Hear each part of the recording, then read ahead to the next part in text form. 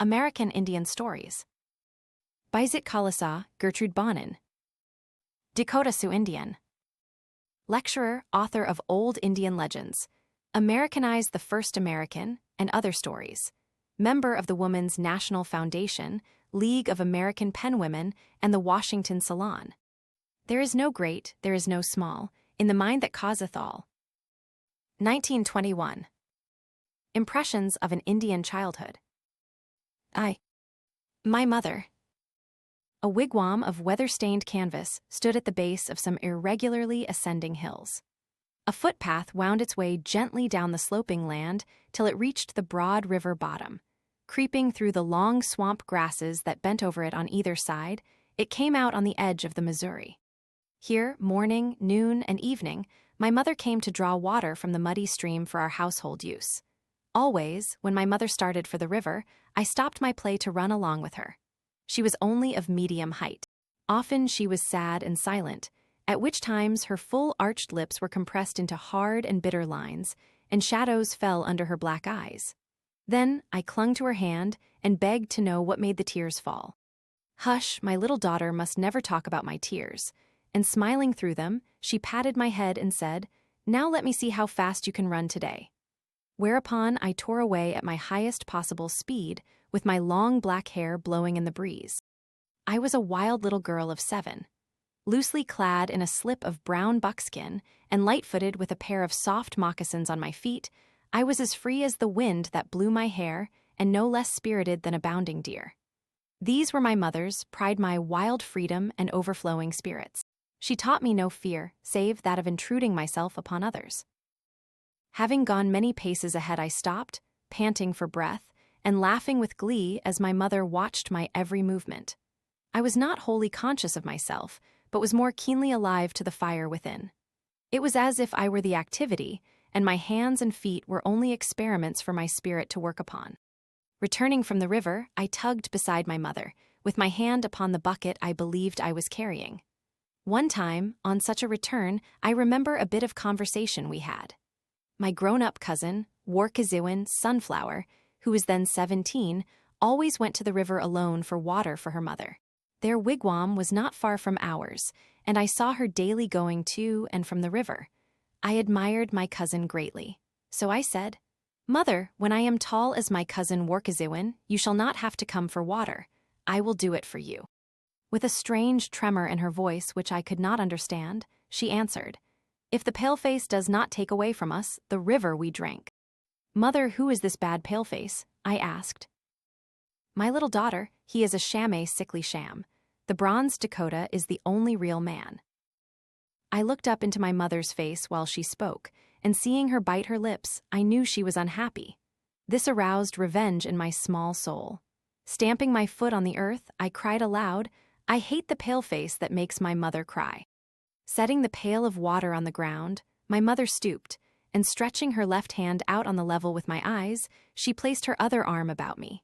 She pointed to the hill where my uncle and my only sister lay buried. "There is what the paleface has done. Since then your father too has been buried in a hill nearer the rising sun. We were once very happy, but the paleface has stolen our lands and driven us hither. Having defrauded us of our land, the paleface forced us away. Well, it happened on the day we moved camp that your sister and uncle were both very sick. Many others were ailing, but there seemed to be no help.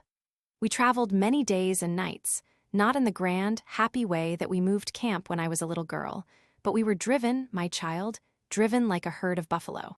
With every step, your sister, who was not as large as you are now, shrieked with the painful jar until she was hoarse with crying.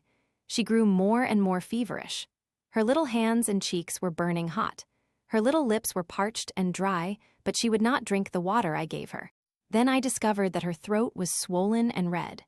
My poor child, how I cried with her because the Great Spirit had forgotten us.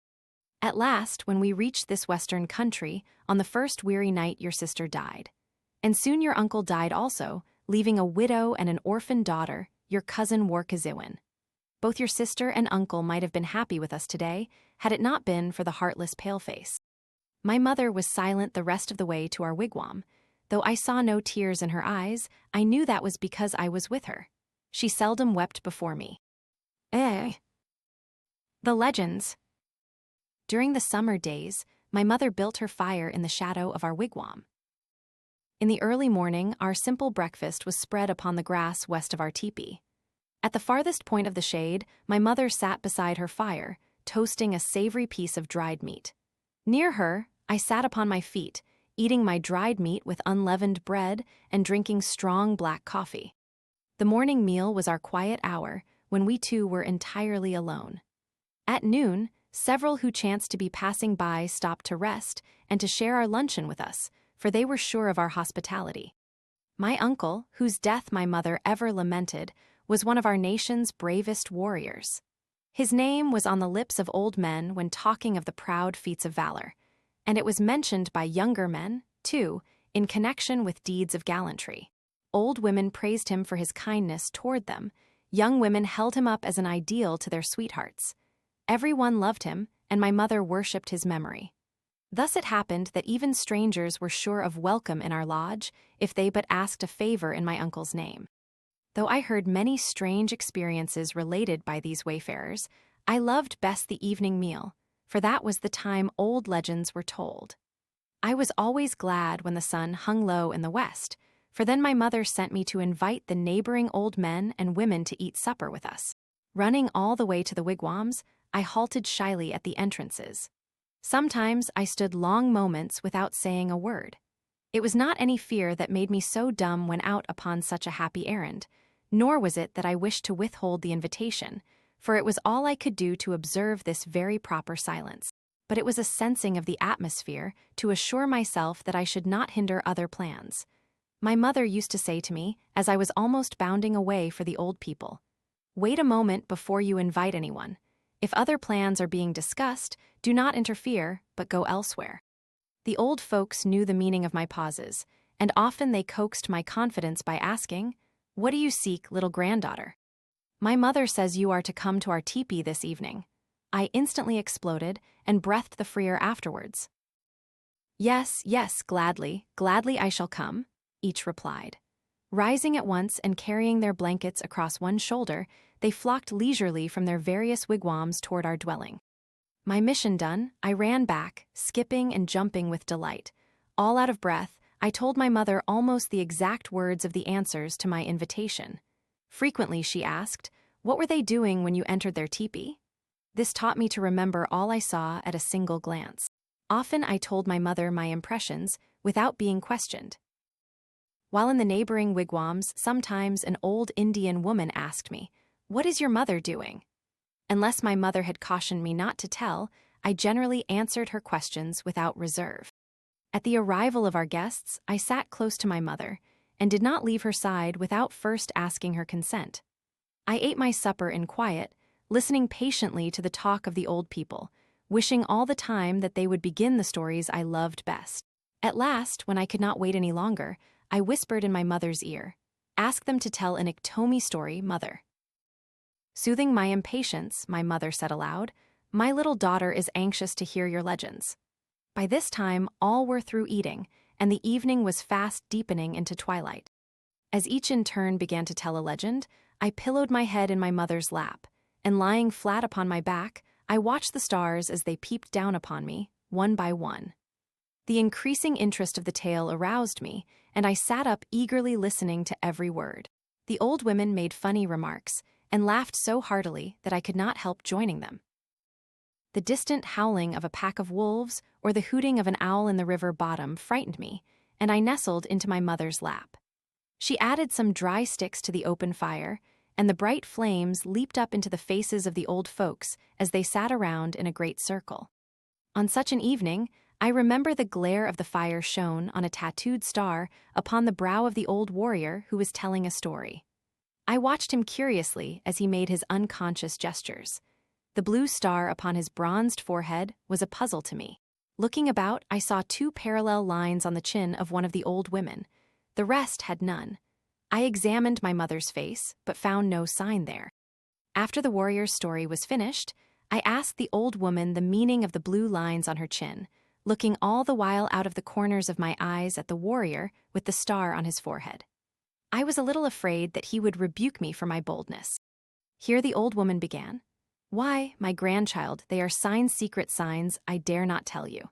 I shall, however, tell you a wonderful story about a woman who had a cross tattooed upon each of her cheeks. It was a long story of a woman whose magic power lay hidden behind the marks upon her face. I fell asleep before the story was completed. Ever after that night, I felt suspicious of tattooed people. Wherever I saw one, I glanced furtively at the mark and round about it, wondering what terrible magic power was covered there. It was rarely that such a fearful story as this one was told by the campfire. Its impression was so acute that the picture still remains vividly clear and pronounced. Eli. The beadwork. Soon after breakfast, Mother sometimes began her beadwork. On a bright, clear day, she pulled out the wooden pegs that pinned the skirt of our wigwam to the ground and rolled the canvas part way up on its frame of slender poles. Then the cool morning breezes swept freely through our dwelling, now and then wafting the perfume of sweet grasses from newly burnt prairie. Untying the long tasseled strings that bound a small brown buckskin bag, my mother spread upon a mat beside her bunches of colored beads, just as an artist arranges the paints upon his palette. On a lapboard, she smoothed out a double sheet of soft white buckskin, and drawing from a beaded case that hung on the left of her wide belt a long, narrow blade, she trimmed the buckskin into shape. Often she worked upon small moccasins for her small daughter. Then I became intensely interested in her designing. With a proud, beaming face, I watched her work. In imagination, I saw myself walking in a new pair of snugly fitting moccasins. I felt the envious eyes of my playmates upon the pretty red beads decorating my feet. Close beside my mother, I sat on a rug, with a scrap of buckskin in one hand and an awl in the other. This was the beginning of my practical observation lessons in the art of beadwork. From a skein of finely twisted threads of silvery sinews, my mother pulled out a single one. With an awl, she pierced the buckskin and skillfully threaded it with the white sinew. Picking up the tiny beads one by one, she strung them with the point of her thread, always twisting it carefully after every stitch. It took many trials before I learned how to knot my sinew thread on the point of my finger, as I saw her do.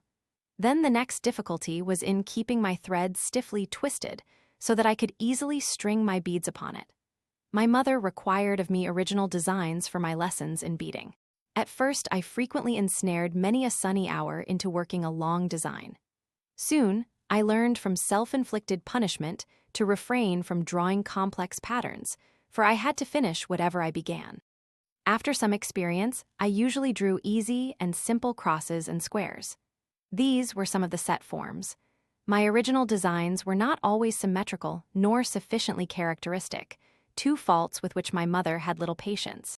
The quietness of her oversight made me feel strongly responsible and dependent upon my own judgment. She treated me as a dignified little individual as long as I was on my good behavior, and how humiliated I was when some boldness of mine drew forth a rebuke from her. In the choice of colors, she left me to my own taste. I was pleased with an outline of yellow upon a background of dark blue, or a combination of red and myrtle green. There was another of red with a bluish gray that was more conventionally used. When I became a little familiar with designing and the various pleasing combinations of color, a harder lesson was given me. It was the sewing on, instead of beads, some tinted porcupine quills, moistened and flattened between the nails of the thumb and forefinger. My mother cut off the prickly ends and burned them at once in the center fire. These sharp points were poisonous and worked into the flesh wherever they lodged. For this reason, my mother said, I should not do much alone in quills until I was as tall as my cousin Workaziwin. Always after these confining lessons, I was wild with surplus spirits, and found joyous relief in running loose in the open again. Many a summer afternoon, a party of 4 or 5 of my playmates roamed over the hills with me. We each carried a light sharpened rod about 4 feet long, with which we pried up certain sweet roots. When we had eaten all the choice roots we chanced upon, we shouldered our rods and strayed off into patches of a stocky plant under whose yellow blossoms we found little crystal drops of gum. Drop by drop, we gathered this nature's rock candy until each of us could boast of a lump the size of a small bird's egg. Soon satiated with its woody flavor, we tossed away our gum to return again to the sweet roots. I remember well how we used to exchange our necklaces, beaded belts, and sometimes even our moccasins. We pretended to offer them as gifts to one another. We delighted in impersonating our own mothers. We talked of things we had heard them say in their conversations. We imitated their various manners, even to the inflection of their voices. In the lap of the prairie, we seated ourselves upon our feet, and leaning our painted cheeks in the palms of our hands, we rested our elbows on our knees and bent forward as old women were most accustomed to do. While one was telling of some heroic deed recently done by a near relative, the rest of us listened attentively and exclaimed in undertones, "Han, Han! Yes, yes!" whenever the speaker paused for breath or sometimes for our sympathy. As the discourse became more thrilling, according to our ideas, we raised our voices in these interjections. In these impersonations, our parents were led to say only those things that were in common favor. No matter how exciting a tale we might be rehearsing, the mere shifting of a cloud shadow in the landscape nearby was sufficient to change our impulses. And soon, we were all chasing the great shadows that played among the hills.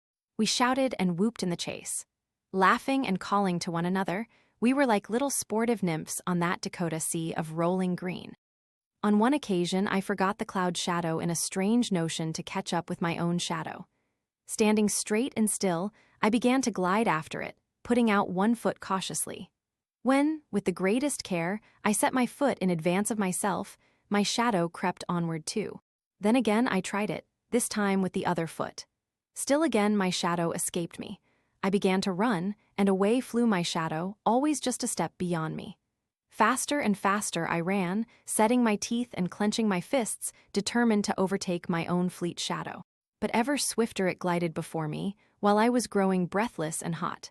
Slackening my speed, I was greatly vexed that my shadow should check its pace also. Daring it to the utmost, as I thought, I sat down upon a rock embedded in the hillside. So, my shadow had the impudence to sit down beside me. Now my comrades caught up with me, and began to ask why I was running away so fast. "Oh, I was chasing my shadow. Didn't you ever do that?" I inquired, surprised that they should not understand. They planted their moccasined feet firmly upon my shadow to stay it, and I arose. Again my shadow slipped away and moved as often as I did. Then we gave up trying to catch my shadow.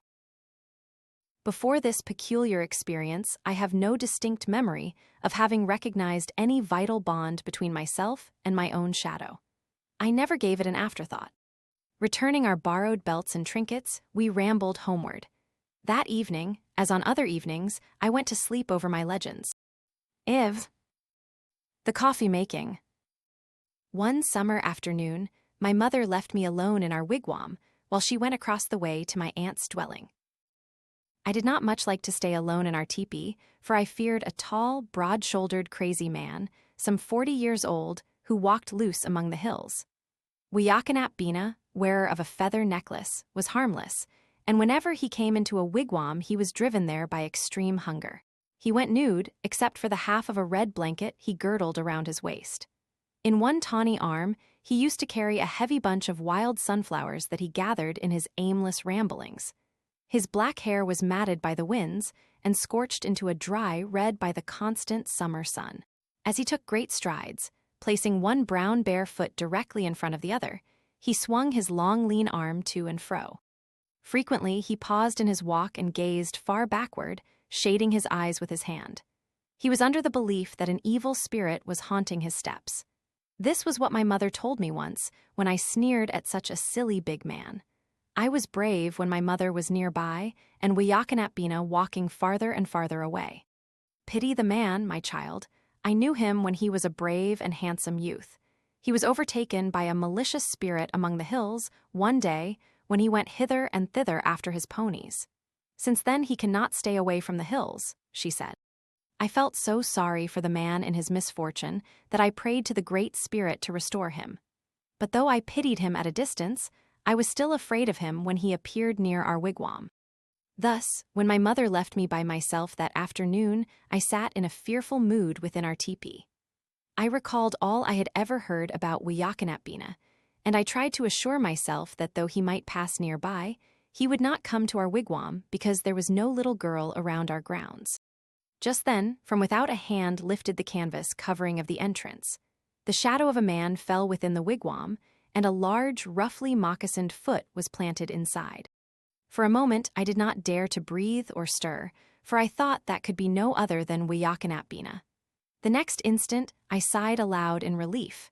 It was an old grandfather who had often told me Iktomi legends. "Where is your mother, my little grandchild?" were his first words.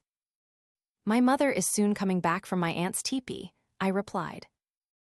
"Then I shall wait a while for her return," he said, crossing his feet and seating himself upon a mat. At once I began to play the part of a generous hostess. I turned to my mother's coffee pot. Lifting the lid, I found nothing but coffee grounds in the bottom. I set the pot on a heap of cold ashes in the center and filled it half full of warm Missouri River water. During this performance, I felt conscious of being watched. Then, breaking off a small piece of our unleavened bread, I placed it in a bowl. Turning soon to the coffee pot, which would never have boiled on a dead fire had I waited forever, I poured out a cup of worse than muddy warm water. Carrying the bowl in one hand and cup in the other, I handed the light luncheon to the old warrior. I offered them to him with the air of bestowing generous hospitality. How, he said, and placed the dishes on the ground in front of his crossed feet. He nibbled at the bread and sipped from the cup. I sat back against a pole watching him. I was proud to have succeeded so well in serving refreshments to a guest all by myself. Before the old warrior had finished eating, my mother entered. Immediately she wondered where I had found coffee, for she knew I had never made any, and that she had left the coffee pot empty. Answering the question in my mother's eyes, the warrior remarked, "My granddaughter made coffee on a heap of dead ashes and served me the moment I came." They both laughed, and mother said, "Wait a little longer, and I shall build a fire." She meant to make some real coffee, but neither she nor the warrior, whom the law of our custom had compelled to partake of my insipid hospitality, said anything to embarrass me.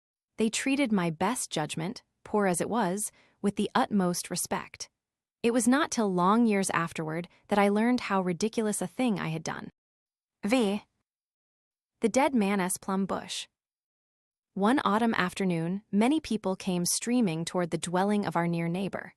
With painted faces and wearing broad white bosoms of elk's teeth, they hurried down the narrow footpath to Haraka Wamdi's wigwam. Young mothers held their children by the hand and half pulled them along in their haste. They overtook and passed by the bent old grandmothers who were trudging along with crooked canes toward the center of excitement. Most of the young braves galloped hither on their ponies. Toothless warriors, like the old women, came more slowly, though mounted on lively ponies. They sat proudly erect on their horses. They wore their eagle plumes and waved their various trophies of former wars. In front of the wigwam, a great fire was built, and several large black kettles of venison were suspended over it. The crowd were seated about it on the grass in a great circle. Behind them, some of the braves stood leaning against the necks of their ponies, their tall figures draped in loose robes which were well drawn over their eyes. Young girls, with their faces glowing like bright red autumn leaves, their glossy braids falling over each ear, sat coquettishly beside their chaperones. It was a custom for young Indian women to invite some older relative to escort them to the public feasts. Though it was not an iron law, it was generally observed. Haraka Wamdi was a strong young brave who had just returned from his first battle, a warrior. His near relatives, to celebrate his new rank, were spreading a feast to which the whole of the Indian village was invited. Holding my pretty striped blanket in readiness to throw over my shoulders, I grew more and more restless as I watched the gay throng assembling. My mother was busily broiling a wild duck that my aunt had that morning brought over. Mother, why do you stop to cook a small meal when we are invited to a feast?" I asked, with a snarl in my voice. "My child, learn to wait. On our way to the celebration, we are going to stop at Chaniu's wigwam. His aged mother-in-law is lying very ill, and I think she would like a taste of this small game." Having once seen the suffering on the thin, pinched features of this dying woman, I felt a momentary shame that I had not remembered her before. On our way, I ran ahead of my mother and was reaching out my hand to pick some purple plums that grew on a small bush, when I was checked by a low "sh" from my mother. "Why, mother, I want to taste the plums," I exclaimed as I dropped my hand to my side in disappointment. Never pluck a single plum from this brush, my child, for its roots are wrapped around an Indian's skeleton. A brave is buried here. While he lived, he was so fond of playing the game of striped plum seeds that, at his death, his set of plum seeds were buried in his hands. From them sprang up this little bush. Eyeing the forbidden fruit, I trod lightly on the sacred ground and dared to speak only in whispers until we had gone many paces from it. After that time, I halted in my ramblings whenever I came in sight of the plum bush. I grew sober with awe and was alert to hear a long drawn-out whistle rise from the roots of it. Though I had never heard with my own ears this strange whistle of departed spirits, yet I had listened so frequently to hear the old folks describe it that I knew I should recognize it at once. The lasting impression of that day, as I recall it now, is what my mother told me about the dead man's plum bush. Vi. The ground squirrel. In the busy autumn days, my cousin Warkaziwin's mother came to our wigwam to help my mother preserve foods for our winter use. I was very fond of my aunt because she was not so quiet as my mother. Though she was older, she was more jovial and less reserved. She was slender and remarkably erect. While my mother's hair was heavy and black, my aunt had unusually thin locks. Ever since I knew her, she wore a string of large blue beads around her neck, beads that were precious, because my uncle had given them to her when she was a younger woman. She had a peculiar swing in her gait, caused by a long stride rarely natural to so slight a figure. It was during my aunt's visit with us that my mother forgot her accustomed quietness, often laughing heartily at some of my aunt's witty remarks. I loved my aunt threefold: for her hearty laughter, for the cheerfulness she caused my mother, and most of all for the times she dried my tears and held me in her lap when my mother had reproved me. Early in the cool mornings, just as the yellow rim of the sun rose above the hills, we were up and eating our breakfast. We awoke so early that we saw the sacred hour when a misty smoke hung over a pit surrounded by an impassable sinking mire. This strange smoke appeared every morning, both winter and summer, but most visibly in midwinter it rose immediately above the marshy spot. By the time the full face of the sun appeared above the eastern horizon, the smoke vanished. Even very old men, who had known this country the longest, said that the smoke from this pit had never failed a single day to rise heavenward. As I frolicked about our dwelling, I used to stop suddenly, and with a fearful awe watch the smoking of the unknown fires. While the vapor was visible, I was afraid to go very far from our wigwam unless I went with my mother.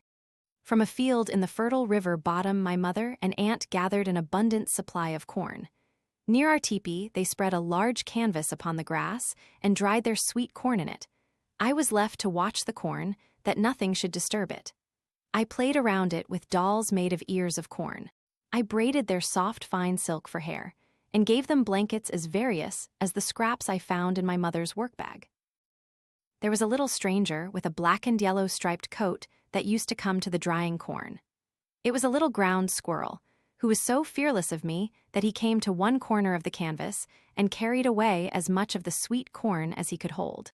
I wanted very much to catch him and rub his pretty fur back, but my mother said he would be so frightened if I caught him that he would bite my fingers.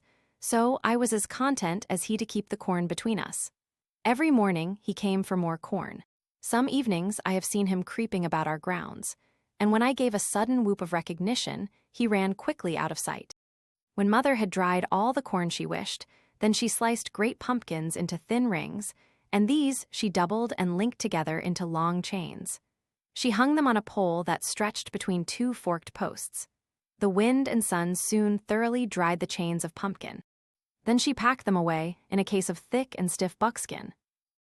In the sun and wind, she also dried many wild fruits, cherries, berries, and plums. But chiefest among my early recollections of autumn is that one of the corn drying and the ground squirrel. I have few memories of winter days at this period of my life, though many of the summer. There is one only which I can recall. Some missionaries gave me a little bag of marbles. They were all sizes and colors. Among them were some of colored glass. Walking with my mother to the river, on a late winter day, we found great chunks of ice piled all along the bank. The ice on the river was floating in huge pieces. As I stood beside one large block, I noticed for the first time the colors of the rainbow in the crystal ice. Immediately, I thought of my glass marbles at home. With my bare fingers, I tried to pick out some of the colors, for they seemed so near the surface. But my fingers began to sting with the intense cold, and I had to bite them hard to keep from crying. From that day on, for many a moon, I believed that glass marbles had river ice inside of them. Vey. The big red apples. The first turning away from the easy, natural flow of my life occurred in an early spring. It was in my 8th year. In the month of March, I afterward learned. At this age, I knew but one language, and that was my mother's native tongue. From some of my playmates, I heard that 2 pale-face missionaries were in our village. They were from that class of white men who wore big hats and carried large hearts, they said. Running direct to my mother, I began to question her why these 2 strangers were among us. She told me, after I had teased much, that they had come to take away Indian boys and girls to the east. My mother did not seem to want me to talk about them, but in a day or two, I gleaned many wonderful stories from my playfellows concerning the strangers. Mother, my friend Juduin is going home with the missionaries. She is going to a more beautiful country than ours. The palefaces told her so, I said wistfully, wishing in my heart that I too might go. Mother sat in a chair, and I was hanging on her knee.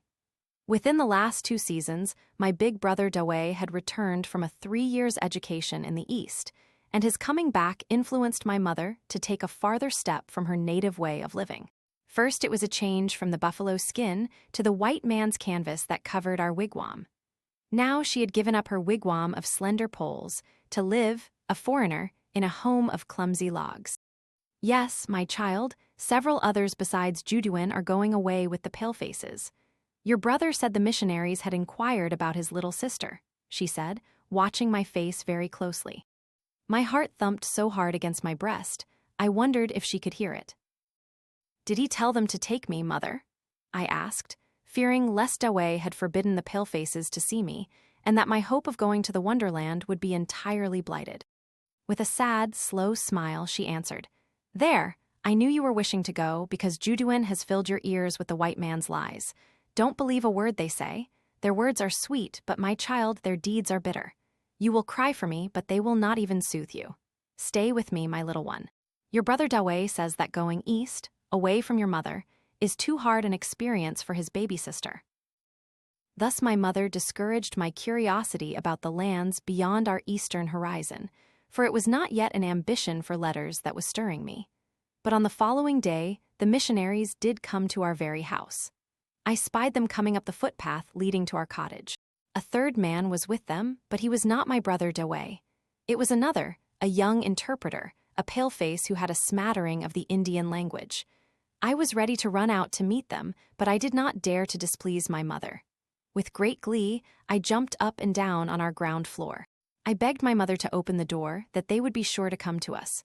Alas, they came, they saw, and they conquered. Juduin had told me of the great tree where grew red apples, and how we could reach out our hands and pick all the red apples we could eat. I had never seen apple trees. I had never tasted more than a dozen red apples in my life, and when I heard of the orchards of the East, I was eager to roam among them. The missionaries smiled into my eyes and patted my head. I wondered how Mother could say such hard words against him. Mother, ask them if little girls may have all the red apples they want when they go east, I whispered aloud in my excitement. The interpreter heard me and answered, Yes, little girl, the nice red apples are for those who pick them, and you will have a ride on the iron horse if you go with these good people. I had never seen a train, and he knew it. Mother, I am going east. I like big red apples and I want to ride on the iron horse. Mother, say yes, I pleaded. My mother said nothing. The missionaries waited in silence, and my eyes began to blur with tears, though I struggled to choke them back. The corners of my mouth twitched, and my mother saw me. I am not ready to give you any word, she said to them. Tomorrow I shall send you my answer by my son. With this they left us. Alone with my mother, I yielded to my tears and cried aloud, shaking my head so as not to hear what she was saying to me. This was the first time I had ever been so unwilling to give up my own desire that I refused to hearken to my mother's voice. There was a solemn silence in our home that night. Before I went to bed, I begged the Great Spirit to make my mother willing I should go with the missionaries. The next morning came, and my mother called me to her side. "My daughter, do you still persist in wishing to leave your mother?" she asked. "Oh, mother, it is not that I wish to leave you, but I want to see the wonderful Eastern land," I answered. My dear old aunt came to our house that morning, and I heard her say, "Let her try it." I hoped that, as usual, my aunt was pleading on my side. My brother Dawei came for mother's decision. I dropped my play and crept close to my aunt. Yes, Dawei, my daughter, though she does not understand what it all means, is anxious to go. She will need an education when she is grown, for then there will be fewer real Dakotas and many more palefaces. This tearing her away, so young, from her mother is necessary if I would have her an educated woman. The palefaces, who owe us a large debt for stolen lands, have begun to pay a tardy justice in offering some education to our children. But I know my daughter must suffer keenly in this experiment. For her sake, I dread to tell you my reply to the missionaries. Go, tell them that they may take my little daughter, and that the Great Spirit shall not fail to reward them according to their hearts. Wrapped in my heavy blanket, I walked with my mother to the carriage that was soon to take us to the Iron Horse. I was happy. I met my playmates, who were also wearing their best thick blankets. We showed one another our new beaded moccasins and the width of the belts that girdled our new dresses. Soon we were being drawn rapidly away by the white man's horses. When I saw the lonely figure of my mother vanish in the distance, a sense of regret settled heavily upon me. I felt suddenly weak, as if I might fall limp to the ground. I was in the hands of strangers whom my mother did not fully trust. I no longer felt free to be myself or to voice my own feelings. The tears trickled down my cheeks, and I buried my face in the folds of my blanket. Now the first step, parting me from my mother, was taken, and all my belated tears availed nothing. Having driven 30 miles to the ferryboat, we crossed the Missouri in the evening. Then, riding again a few miles eastward, we stopped before a massive brick building. I looked at it in amazement and with a vague misgiving, for in our village I had never seen so large a house. Trembling with fear and distrust of the palefaces, my teeth chattering from the chilly ride, I crept noiselessly in my soft moccasins along the narrow hall, keeping very close to the bare wall. I was as frightened and bewildered as the captured young of a wild creature. The school days of an Indian girl. The land of red apples. There were 8 in our party of bronzed children who were going east with the missionaries. Among us were 3 young braves, 2 tall girls, and we 3 little ones, Judewin, Thowin, and I. We had been very impatient to start on our journey to the red apple country, which, we were told, lay a little beyond the great circular horizon of the western prairie. Under a sky of rosy apples, we dreamt of roaming as freely and happily as we had chased the cloud shadows on the Dakota plains. We had anticipated much pleasure from a ride on the Iron Horse, but the throngs of staring palefaces disturbed and troubled us. On the train, fair women, with tottering babies on each arm, stopped their haste and scrutinized the children of absent mothers. Large men, with heavy bundles in their hands, halted nearby and riveted their glassy blue eyes upon us. I sank deep into the corner of my seat, for I resented being watched. Directly in front of me, children who were no larger than I hung themselves upon the backs of their seats, with their bold white faces toward me. Sometimes they took their forefingers out of their mouths and pointed at my moccasined feet. Their mothers, instead of reproving such rude curiosity, looked closely at me and attracted their children's further notice to my blanket. This embarrassed me and kept me constantly on the verge of tears. I sat perfectly still, with my eyes downcast, daring only now and then to shoot long glances around me. Chancing to turn to the window at my side, I was quite breathless upon seeing one familiar object. It was the telegraph pole which strode by at short paces. Very near my mother's dwelling, along the edge of a road thickly bordered with wild sunflowers, some poles like these had been planted by white men. Often I had stopped, on my way down the road, to hold my ear against the pole, and, hearing its low moaning, I used to wonder what the paleface had done to hurt it. Now I sat watching for each pole that glided by to be the last one. In this way, I had forgotten my uncomfortable surroundings when I heard one of my comrades call out my name. I saw the missionary standing very near, tossing candies and gums into our midst. This amused us all, and we tried to see who could catch the most of the sweetmeats.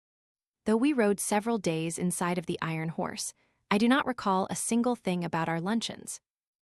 It was night when we reached the school grounds. The lights from the windows of the large buildings fell upon some of the icicled trees that stood beneath them. We were led toward an open door, where the brightness of the lights within flooded out over the heads of the excited palefaces who blocked our way. My body trembled more from fear than from the snow I trod upon. Entering the house, I stood close against the wall. The strong, glaring light in the large, whitewashed room dazzled my eyes. The noisy hurrying of hard shoes upon a bare wooden floor increased the whirring in my ears. My only safety seemed to be in keeping next to the wall. As I was wondering in which direction to escape from all this confusion, two warm hands grasped me firmly, and in the same moment I was tossed high in midair. A rosy-cheeked, pale-faced woman caught me in her arms. I was both frightened and insulted by such trifling.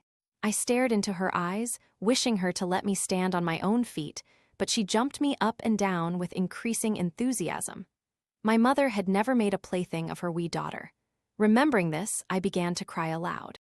They misunderstood the cause of my tears and placed me at a white table loaded with food. There our party were united again.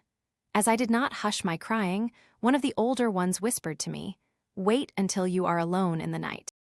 It was very little I could swallow besides my sobs that evening. "Oh, I want my mother and my brother Dewey. I want to go to my aunt," I pleaded, but the ears of the palefaces could not hear me. From the table we were taken along an upward incline of wooden boxes, which I learned afterward to call a stairway. At the top was a quiet hall, dimly lighted. Many narrow beds were in one straight line down the entire length of the wall. In them lay sleeping brown faces, which peeped just out of the coverings. I was tucked into bed with one of the tall girls, because she talked to me in my mother tongue and seemed to soothe me. I had arrived in the wonderful land of rosy skies, but I was not happy, as I had thought I should be. My long travel and the bewildering sights had exhausted me. I fell asleep, heaving deep, tired sobs. My tears were left to dry themselves in streaks, because neither my aunt nor my mother was near to wipe them away. The cutting of my long hair. The first day in the land of apples was a bitter cold one, for the snow still covered the ground and the trees were bare. A large bell rang for breakfast, its loud metallic voice crashing through the belfry overhead and into our sensitive ears. The annoying clatter of shoes on bare floors gave us no peace. The constant clash of harsh noises, with an undercurrent of many voices murmuring an unknown tongue, made a bedlam within which I was securely tied. And though my spirit tore itself in struggling for its lost freedom, all was useless. A pale-faced woman, with white hair, came up after us. We were placed in a line of girls who were marching into the dining room. These were Indian girls, in stiff shoes and closely clinging dresses. The small girls wore sleeved aprons and shingled hair. As I walked noiselessly in my soft moccasins, I felt like sinking to the floor, for my blanket had been stripped from my shoulders. I looked hard at the Indian girls, who seemed not to care that they were even more immodestly dressed than I, in their tightly fitting clothes. While we marched in, the boys entered at an opposite door. I watched for the 3 young braves who came in our party. I spied them in the rear ranks, looking as uncomfortable as I felt. A small bell was tapped, and each of the pupils drew a chair from under the table. Supposing this act meant they were to be seated, I pulled out mine and at once slipped into it from one side. But when I turned my head, I saw that I was the only one seated, and all the rest at our table remained standing. Just as I began to rise, looking shyly around to see how chairs were to be used, a second bell was sounded. All were seated at last, and I had to crawl back into my chair again. I heard a man's voice at one end of the hall, and I looked around to see him. But all the others hung their heads over their plates. As I glanced at the long chain of tables, I caught the eyes of a pale-faced woman upon me. Immediately I dropped my eyes, wondering why I was so keenly watched by the strange woman. The man ceased his mutterings, and then a third bell was tapped. Everyone picked up his knife and fork and began eating. I began crying instead, for by this time I was afraid to venture anything more. But this eating by formula was not the hardest trial in that first day. Late in the morning, my friend Jujuin gave me a terrible warning. Juduin knew a few words of English, and she had overheard the pale-faced woman talk about cutting our long, heavy hair. Our mothers had taught us that only unskilled warriors who were captured had their hair shingled by the enemy. Among our people, short hair was worn by mourners, and shingled hair by cowards. We discussed our fate some moments, and when Judewan said, "We have to submit because they are strong," I rebelled. "No, I will not submit, I will struggle first," I answered. I watched my chance, and when no one noticed, I disappeared. I crept up the stairs as quietly as I could in my squeaking shoes. My moccasins had been exchanged for shoes. Along the hall I passed, without knowing whither I was going. Turning aside to an open door, I found a large room with 3 white beds in it. The windows were covered with dark green curtains, which made the room very dim. Thankful that no one was there, I directed my steps toward the corner farthest from the door. On my hands and knees, I crawled under the bed and cuddled myself in the dark corner. From my hiding place, I peered out, shuddering with fear whenever I heard footsteps nearby. Though in the hall loud voices were calling my name, and I knew that even Judewan was searching for me, I did not open my mouth to answer. Then the steps were quickened, and the voices became excited. The sounds came nearer and nearer. Women and girls entered the room. I held my breath and watched them open closet doors and peep behind large trunks. Someone threw up the curtains, and the room was filled with sudden light. What caused them to stoop and look under the bed, I do not know. I remember being dragged out, though I resisted by kicking and scratching wildly. In spite of myself, I was carried downstairs and tied fast in a chair. I cried aloud, shaking my head all the while until I felt the cold blades of the scissors against my neck and heard them gnaw off one of my thick braids. Then I lost my spirit. Since the day I was taken from my mother, I had suffered extreme indignities. People had stared at me. I had been tossed about in the air like a wooden puppet, and now my long hair was shingled like a coward's. In my anguish, I moaned for my mother, but no one came to comfort me. Not a soul reasoned quietly with me, as my own mother used to do, for now I was only one of many little animals driven by a herder. Eli. The Snow Episode. A short time after our arrival, we 3 Dakotas were playing in the snowdrift. We were all still deaf to the English language, excepting Juduin, who always heard such puzzling things. One morning, we learned through her ears that we were forbidden to fall lengthwise in the snow, as we had been doing, to see our own impressions. However, before many hours we had forgotten the order, and were having great sport in the snow, when a shrill voice called us. Looking up, we saw an imperative hand beckoning us into the house. We shook the snow off ourselves, and started toward the woman as slowly as we dared. Juduin said, "Now the paleface is angry with us. She is going to punish us for falling into the snow. If she looks straight into your eyes and talks loudly, you must wait until she stops. Then, after a tiny pause, say, 'No.' The rest of the way we practiced upon the little word 'no.' As it happened, Thowin was summoned to judgment first. The door shut behind her with a click. Juduin and I stood silently listening at the keyhole. The paleface woman talked in very severe tones. Her words fell from her lips like crackling embers, and her inflection ran up like the small end of a switch. I understood her voice better than the things she was saying. I was certain we had made her very impatient with us. Juduin heard enough of the words to realize all too late that she had taught us the wrong reply. "Oh, poor Thowin," she gasped as she put both hands over her ears. Just then I heard Thowin's tremulous answer, "No." With an angry exclamation, the woman gave her a hard spanking. Then she stopped to say something. Judewan said it was this: "Are you going to obey my word the next time?" Thowin answered again with the only word at her command, "No." This time the woman meant her blows to smart, for the poor frightened girl shrieked at the top of her voice. In the midst of the whipping, the blows ceased abruptly, and the woman asked another question. "Are you going to fall in the snow again?" Thowin gave her bad password another trial.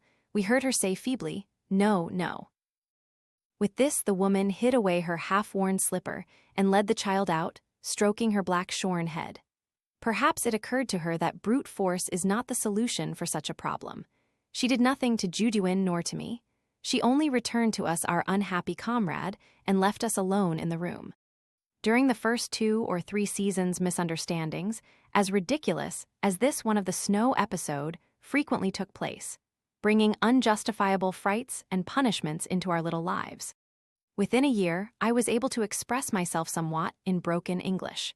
As soon as I comprehended a part of what was said and done, a mischievous spirit of revenge possessed me. One day I was called in from my play for some misconduct. I had disregarded a rule which seemed to me very needlessly binding. I was sent into the kitchen to mash the turnips for dinner. It was noon, and steaming dishes were hastily carried into the dining room. I hated turnips, and their odor which came from the brown jar was offensive to me. With fire in my heart, I took the wooden tool that the pale-faced woman held out to me. I stood upon a step, and grasping the handle with both hands, I bent in hot rage over the turnips. I worked my vengeance upon them. All were so busily occupied that no one noticed me. I saw that the turnips were in a pulp, and that further beating could not improve them. But the order was, mash these turnips, and mash them I would. I renewed my energy. And as I sent the masher into the bottom of the jar, I felt a satisfying sensation that the weight of my body had gone into it. Just here a pale-faced woman came up to my table. As she looked into the jar, she shoved my hands roughly aside. I stood fearless and angry. She placed her red hands upon the rim of the jar. Then she gave one lift and stride away from the table.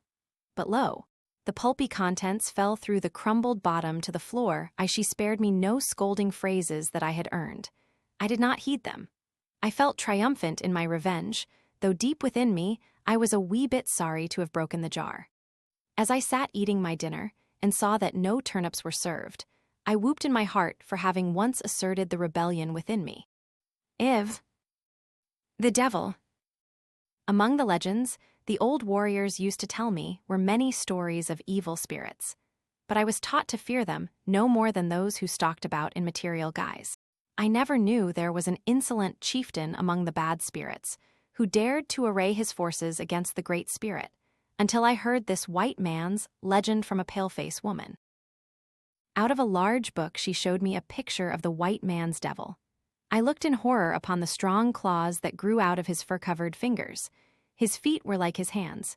Trailing at his heels was a scaly tail tipped with a serpent's open jaws. His face was a patchwork. He had bearded cheeks, like some I had seen pale-faces wear. His nose was an eagle's bill, and his sharp-pointed ears were pricked up like those of a sly fox. Above them, a pair of cow's horns curved upward.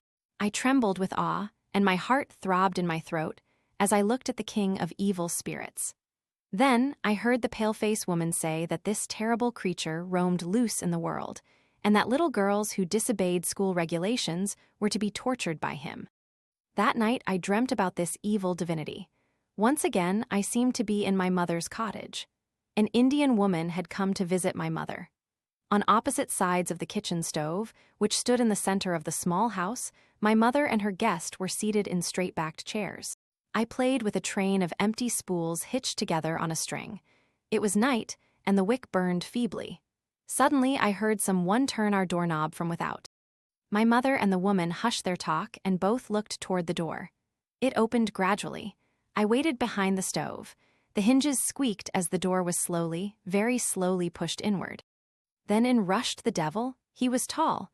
He looked exactly like the picture I had seen of him in the white man's papers. He did not speak to my mother, because he did not know the Indian language, but his glittering yellow eyes were fastened upon me. He took long strides around the stove, passing behind the woman's chair. I threw down my spools and ran to my mother. He did not fear her, but followed closely after me. Then I ran round and round the stove, crying aloud for help. But my mother and the woman seemed not to know my danger. They sat still, looking quietly upon the devil's chase after me. At last I grew dizzy.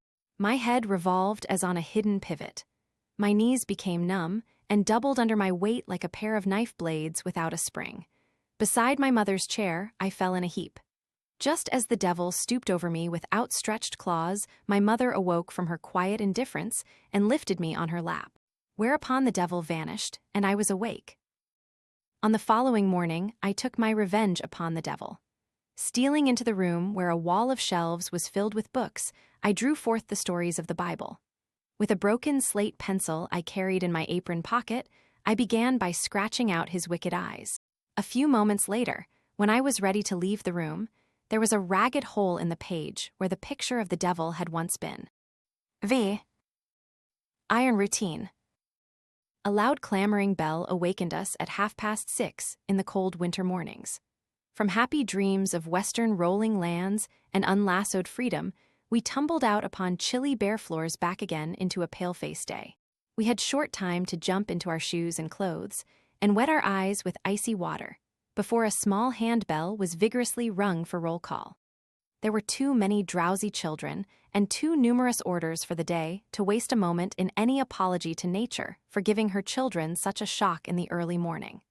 We rushed downstairs, bounding over 2 high steps at a time, to land in the assembly room. A pale-faced woman, with a yellow-covered roll book open on her arm and a gnawed pencil in her hand, appeared at the door. Her small, tired face was coldly lighted with a pair of large gray eyes. She stood still in a halo of authority, while over the rim of her spectacles her eyes pried nervously about the room.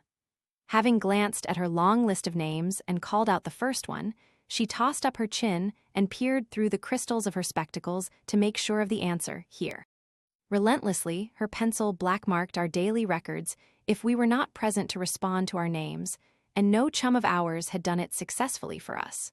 No matter if a dull headache or the painful cough of slow consumption had delayed the absentee, there was only time enough to mark the tardiness. It was next to impossible to leave the iron routine after the civilizing machine had once begun its day's buzzing.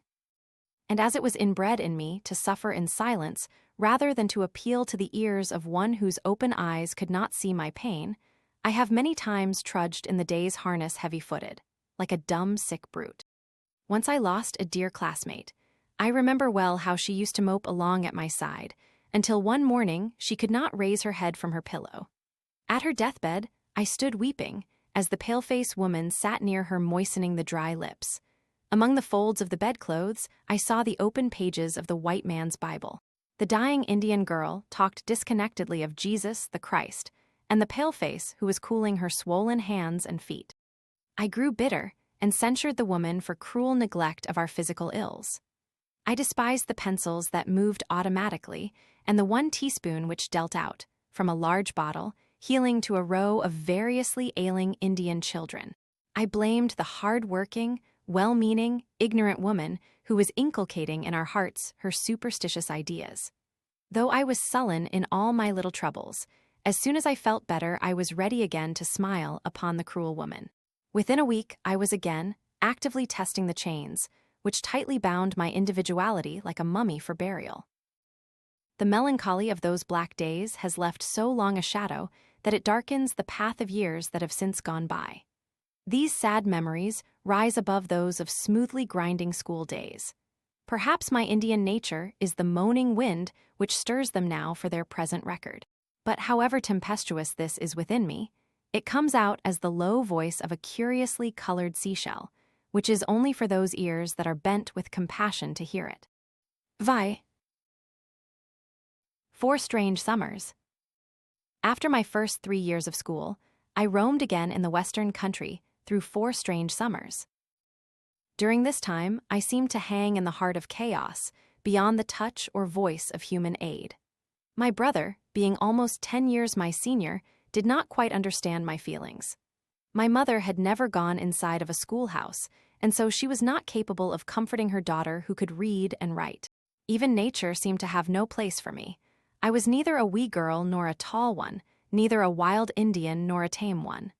This deplorable situation was the effect of my brief course in the East and the unsatisfactory 10th in a girl's years. It was under these trying conditions that, one bright afternoon, as I sat restless and unhappy in my mother's cabin, I caught the sound of the spirited step of my brother's pony on the road which passed by our dwelling. Soon I heard the wheels of a light buckboard and Daway's familiar "ho" to his pony. He alighted upon the bare ground in front of our house. Tying his pony to one of the projecting corner logs of the low-roofed cottage, he stepped upon the wooden doorstep. I met him there with a hurried greeting, and as I passed by, he looked a quiet "what" into my eyes. When he began talking with my mother, I slipped the rope from the pony's bridle. Seizing the reins and bracing my feet against the dashboard, I wheeled around in an instant. The pony was ever ready to try his speed. Looking backward, I saw Dawei waving his hand to me. I turned with the curve in the road and disappeared. I followed the winding road, which crawled upward between the bases of little hillocks. Deep water-worn ditches ran parallel on either side. A strong wind blew against my cheeks and fluttered my sleeves. The pony reached the top of the highest hill and began an even race on the level lands.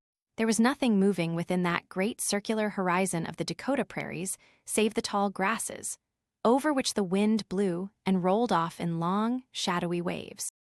Within this vast wigwam of blue and green, I rode reckless and insignificant. It satisfied my small consciousness to see the white foam fly from the pony's mouth. Suddenly, out of the earth, a coyote came forth at a swinging trot that was taking the cunning thief toward the hills and the village beyond. Upon the moment's impulse, I gave him a long chase and a wholesome fright. As I turned away to go back to the village, the wolf sank down upon his haunches for rest, for it was a hot summer day. And as I drove slowly homeward, I saw his sharp nose still pointed at me until I vanished below the margin of the hilltops. In a little while, I came in sight of my mother's house.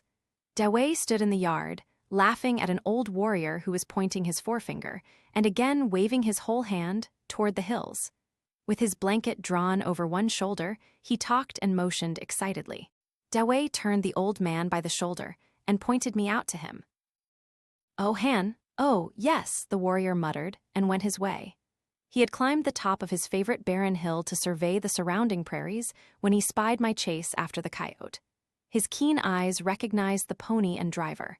At once uneasy for my safety, he had come running to my mother's cabin to give her warning. I did not appreciate his kindly interest, for there was an unrest gnawing at my heart. As soon as he went away, I asked Dawei about something else.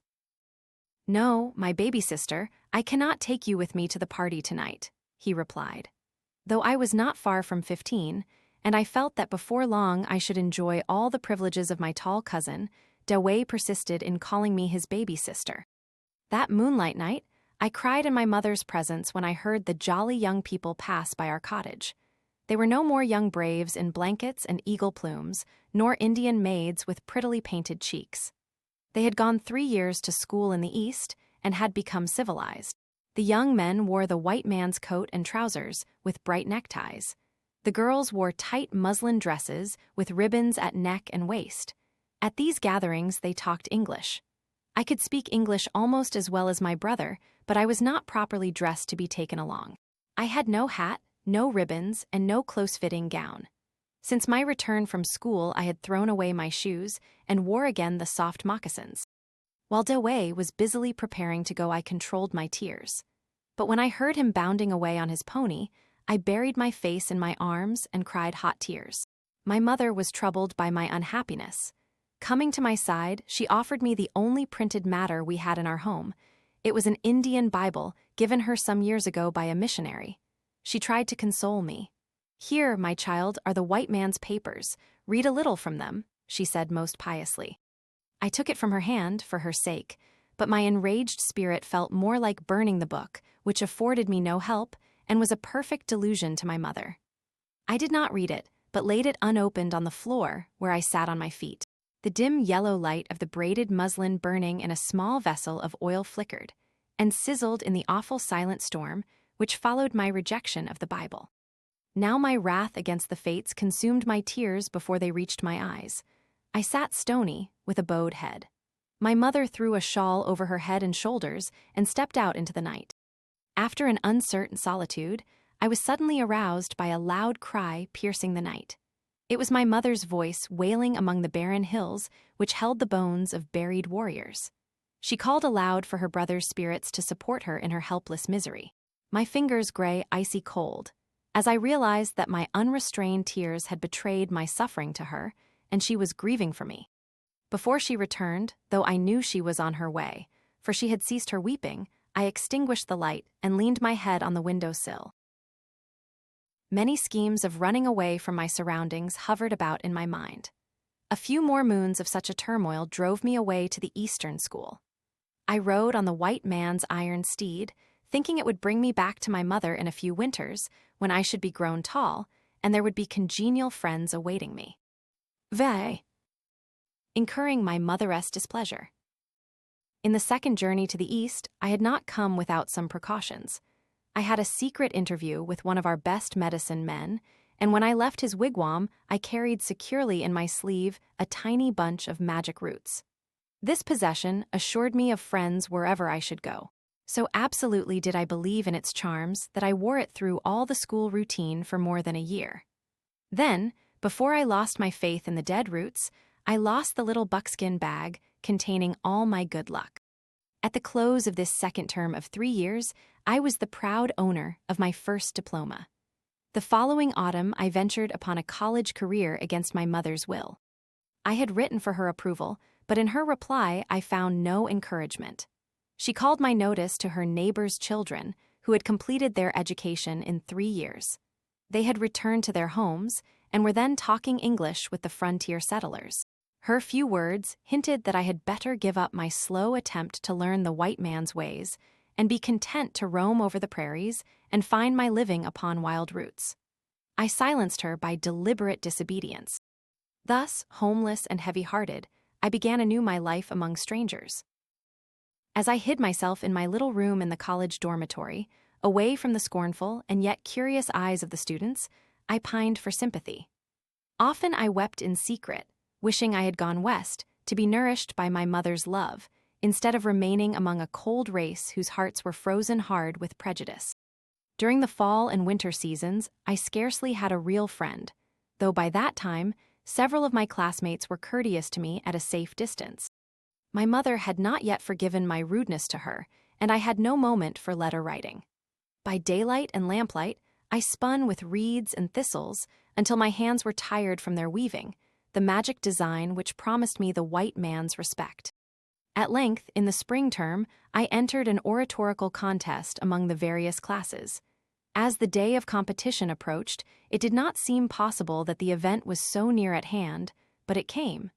In the chapel, the classes assembled together, with their invited guests. The high platform was carpeted and gaily festooned with college colors. A bright white light illumined the room and outlined clearly the great polished beams that arched the domed ceiling. The assembled crowds filled the air with pulsating murmurs. When the hour for speaking arrived, all were hushed. But on the wall, the old clock which pointed out the trying moment ticked calmly on. One after another, I saw and heard the orators. Still, I could not realize that they longed for the favorable decision of the judges as much as I did. Each contestant received a loud burst of applause, and some were cheered heartily. Too soon my turn came, and I paused a moment behind the curtains for a deep breath. After my concluding words, I heard the same applause that the others had called out. Upon my retreating steps, I was astounded to receive from my fellow students a large bouquet of roses tied with flowing ribbons. With the lovely flowers, I fled from the stage. This friendly token was a rebuke to me for the hard feelings I had borne them. Later, the decision of the judges awarded me the first place. Then there was a mad uproar in the hall, where my classmates sang and shouted my name at the top of their lungs, and the disappointed students howled and brayed in fearfully dissonant tin trumpets. In this excitement, happy students rushed forward to offer their congratulations. And I could not conceal a smile when they wished to escort me in a procession to the students' parlor, where all were going to calm themselves. Thanking them for the kind spirit which prompted them to make such a proposition, I walked alone with the knight to my own little room. A few weeks afterward, I appeared as the college representative in another contest. This time, the competition was among orators from different colleges in our state. It was held at the state capitol, in one of the largest opera houses. Here again was a strong prejudice against my people. In the evening, as the great audience filled the house, the student bodies began warring among themselves. Fortunately, I was spared witnessing any of the noisy wrangling before the contest began. The slurs against the Indian that stained the lips of our opponents were already burning like a dry fever within my breast. But after the orations were delivered, a deeper burn awaited me. There, before that vast ocean of eyes, some college rowdies threw out a large white flag, with a drawing of a most forlorn Indian girl on it. Under this, they had printed in bold black letters words that ridiculed the college, which was represented by a squaw. Such worse than barbarian rudeness embittered me. While we waited for the verdict of the judges, I gleamed fiercely upon the throngs of pale faces. My teeth were hard set, as I saw the white flag still floating insolently in the air. Then anxiously, we watched the man carry toward the stage the envelope containing the final decision. There were 2 prizes given that night, and one of them was mine. The evil spirit laughed within me when the white flag dropped out of sight, and the hands which hurled it hung limp in defeat. Leaving the crowd as quickly as possible, I was soon in my room. The rest of the night I sat in an armchair and gazed into the crackling fire. I laughed no more in triumph when thus alone. The little taste of victory did not satisfy a hunger in my heart. In my mind, I saw my mother far away on the western plains, and she was holding a charge against me. An Indian teacher among Indians. My first day. Though an illness left me unable to continue my college course, my pride kept me from returning to my mother. Had she known of my worn condition, she would have said the white man's papers were not worth the freedom and health I had lost by them. Such a rebuke from my mother would have been unbearable, and as I felt then, it would be far too true to be comfortable. Since the winter, when I had my first dreams about red apples, I had been traveling slowly toward the morning horizon. There had been no doubt about the direction in which I wished to go to spend my energies in a work for the Indian race. Thus, I had written my mother briefly, saying my plan for the year was to teach in an Eastern Indian school. Sending this message to her in the west, I started at once eastward. Thus I found myself, tired and hot, in a black veiling of car smoke, as I stood wearily on a street corner of an old-fashioned town, waiting for a car. In a few moments more I should be on the school grounds, where a new work was ready for my inexperienced hands. Upon entering the school campus, I was surprised at the thickly clustered buildings, which made it a quaint little village, much more interesting than the town itself. The large trees among the houses gave the place a cool, refreshing shade, and the grass a deeper green. Within this large court of grass and trees stood a low green pump. The queer box-like case had a revolving handle on its side, which clanked and creaked constantly. I made myself known, and was shown to my roommate's small, carpeted room with ghastly walls and ceiling. The 2 windows, both on the same side, were curtained with heavy muslin yellowed with age. A clean white bed was in one corner of the room, and opposite it was a square pine table covered with a black woolen blanket. Without removing my hat from my head, I seated myself in one of the 2 stiff-backed chairs that were placed beside the table. For several heart-throbs, I sat still looking from ceiling to floor, from wall to wall, trying hard to imagine years of contentment there. Even while I was wondering if my exhausted strength would sustain me through this undertaking, I heard a heavy tread stop at my door. Opening it, I met the imposing figure of a stately gray-haired man. With a light straw hat in one hand and the right hand extended for greeting, he smiled kindly upon me. For some reason, I was awed by his wondrous height and his strong square shoulders, which I felt were a finger's length above my head. I was always slight, and my serious illness in the early spring had made me look rather frail and languid. His quick eye measured my height and breadth. Then he looked into my face. I imagined that a visible shadow flitted across his countenance as he let my hand fall. I knew he was no other than my employer. "Aha, so you are the little Indian girl who created the excitement among the college orators," he said, more to himself than to me. I thought I heard a subtle note of disappointment in his voice. Looking in from where he stood, with one sweeping glance, he asked if I lacked anything for my room. After he turned to go, I listened to his step until it grew faint and was lost in the distance. I was aware that my car-smoked appearance had not concealed the lines of pain on my face. For a short moment, my spirit laughed at my ill fortune, and I entertained the idea of exerting myself to make an improvement. But as I tossed my hat off, a leaden weakness came over me, and I felt as if years of weariness lay like water-soaked logs upon me. I threw myself upon the bed, and, closing my eyes, forgot my good intention. A trip westward. One sultry month, I sat at a desk heaped up with work. Now, as I recall it, I wonder how I could have dared to disregard nature's warning with such recklessness. Fortunately, my inheritance of a marvelous endurance enabled me to bend without breaking. Though I had gone to and fro, from my room to the office, in an unhappy silence, I was watched by those around me. On an early morning, I was summoned to the superintendent's office. For a half hour, I listened to his words, and when I returned to my room, I remembered one sentence above the rest. It was this: "I am going to turn you loose to pasture." He was sending me west to gather Indian pupils for the school, and this was his way of expressing it. I needed nourishment, but the midsummers travel across the continent to search the hot prairies for overconfident parents who would entrust their children to strangers was a lean pasturage. However, I dwelt on the hope of seeing my mother. I tried to reason that a change was a rest. Within a couple of days, I started toward my mother's home. The intense heat and the sticky car smoke that followed my homeward trail did not noticeably restore my vitality. Hour after hour, I gazed upon the country, which was receding rapidly from me. I noticed the gradual expansion of the horizon as we emerged out of the forests into the plains. The great high buildings, whose towers overlooked the dense woodlands, and whose gigantic clusters formed large cities, diminished, together with the groves, until only little log cabins lay snugly in the bosom of the vast prairie.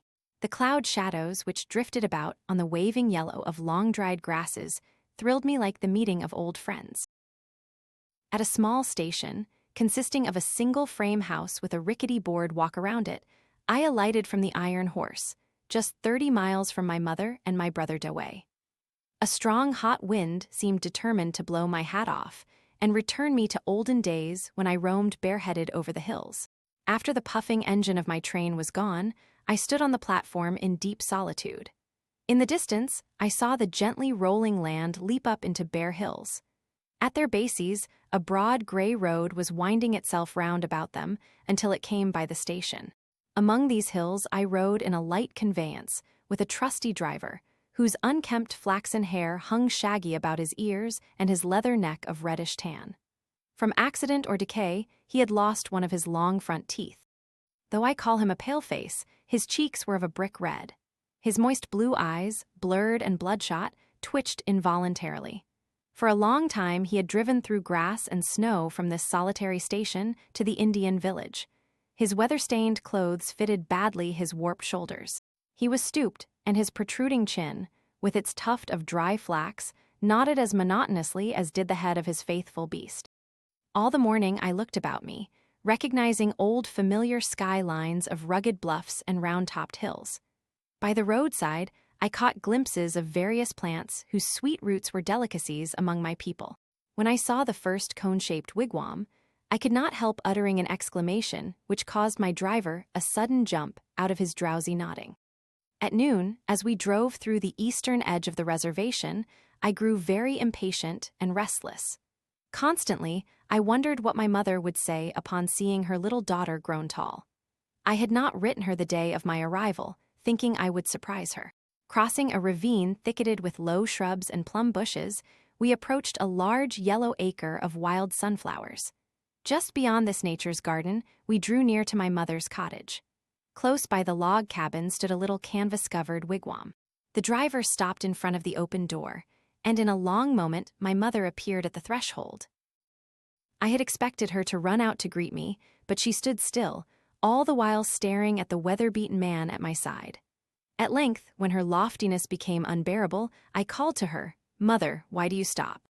This seemed to break the evil moment, and she hastened out to hold my head against her cheek. "My daughter, what madness possessed you to bring home such a fellow?" she asked, pointing at the driver, who was fumbling in his pockets for change while he held the bill I gave him between his jagged teeth. "Bring him, why no, mother, he has brought me. He is a driver," I exclaimed.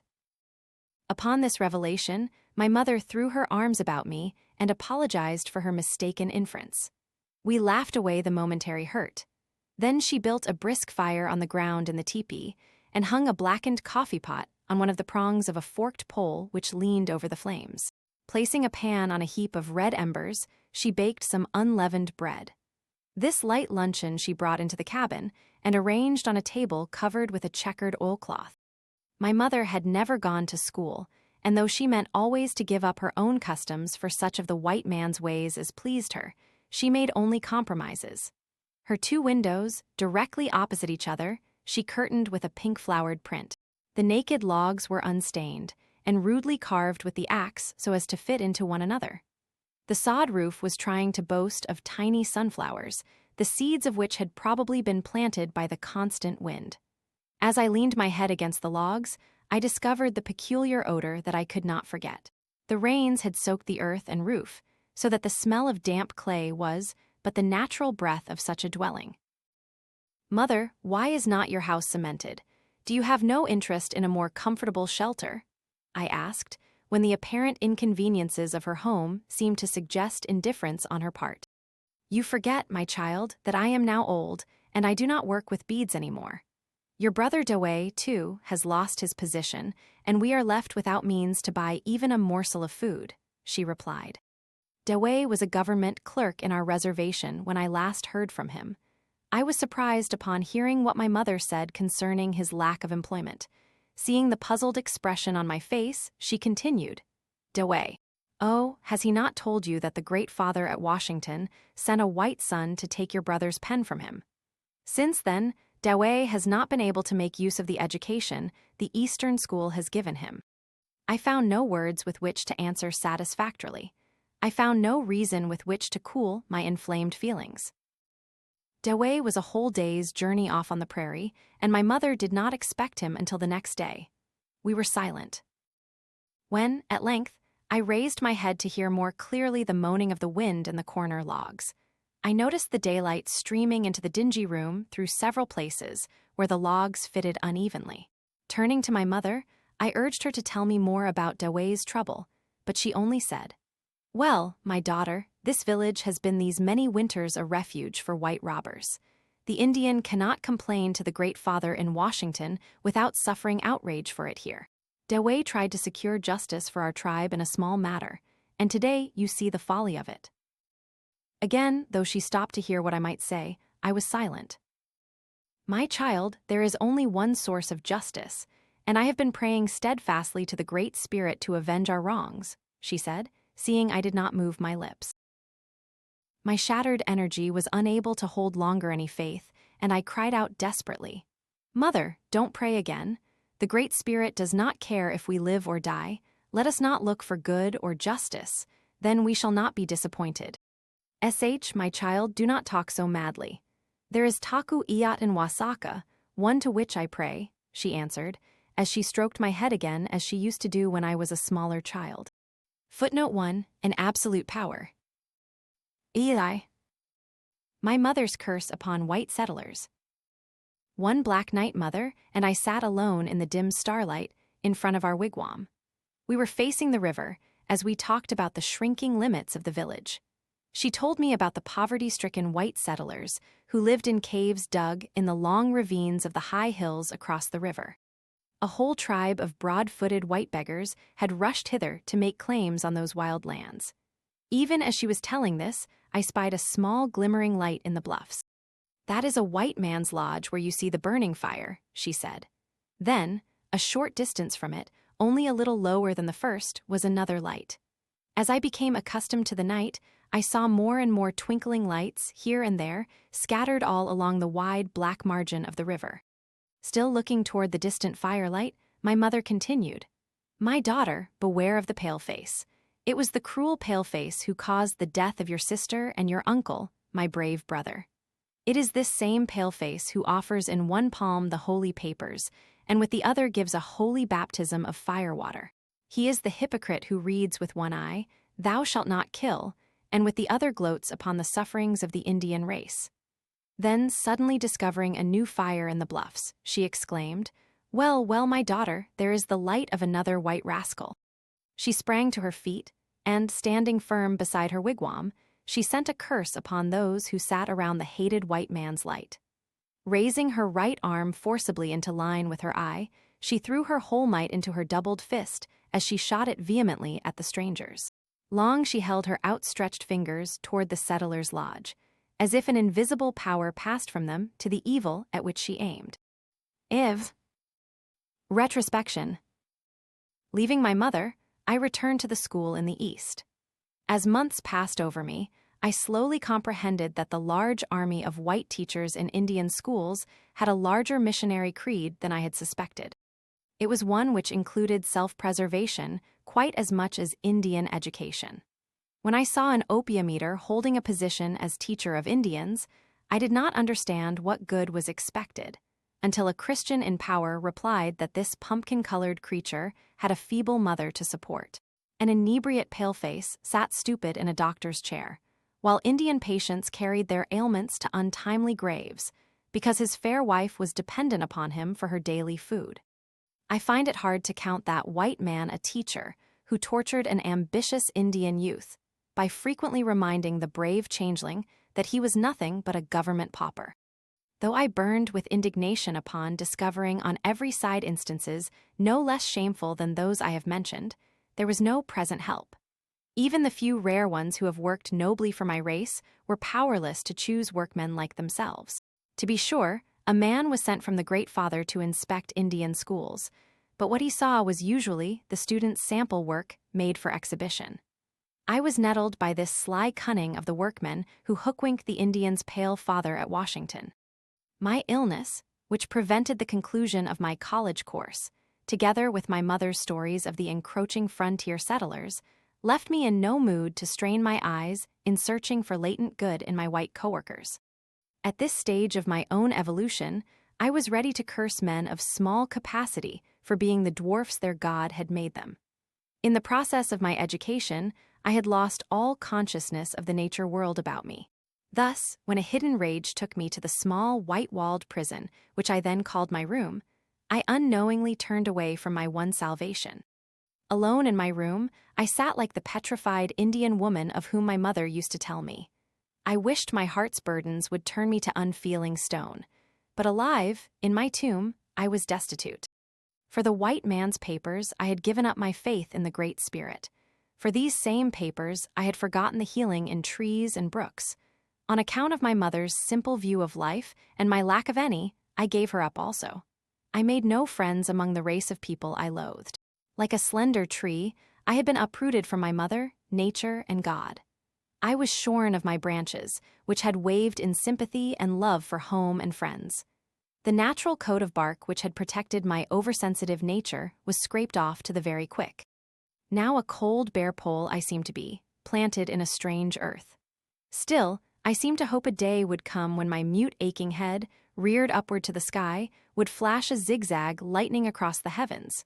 With this dream of vent for a long-pent consciousness, I walked again amid the crowds. At last, one weary day in the schoolroom, a new idea presented itself to me. It was a new way of solving the problem of my inner self. I liked it. Thus I resigned my position as teacher, and now I am in an eastern city, following the long course of study I have set for myself. Now, as I look back upon the recent past, I see it from a distance, as a whole. I remember how, from morning till evening, many specimens of civilized peoples visited the Indian school. The city folks with canes and eyeglasses, the countrymen with sunburnt cheeks and clumsy feet, forgot their relative social ranks in an ignorant curiosity. Both sorts of these Christian palefaces were alike astounded at seeing the children of savage warriors so docile and industrious. As answers to their shallow inquiries, they received the students' sample work to look upon. Examining the neatly figured pages and gazing upon the Indian girls and boys bending over their books, the white visitors walked out of the schoolhouse well satisfied. They were educating the children of the red man. They were paying a liberal fee to the government employees, in whose able hands lay the small forest of Indian timber.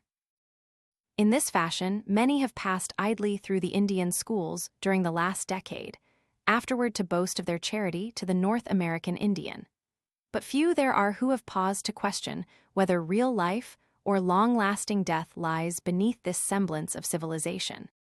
The Great Spirit. When the spirit swells my breast, I love to roam leisurely among the green hills.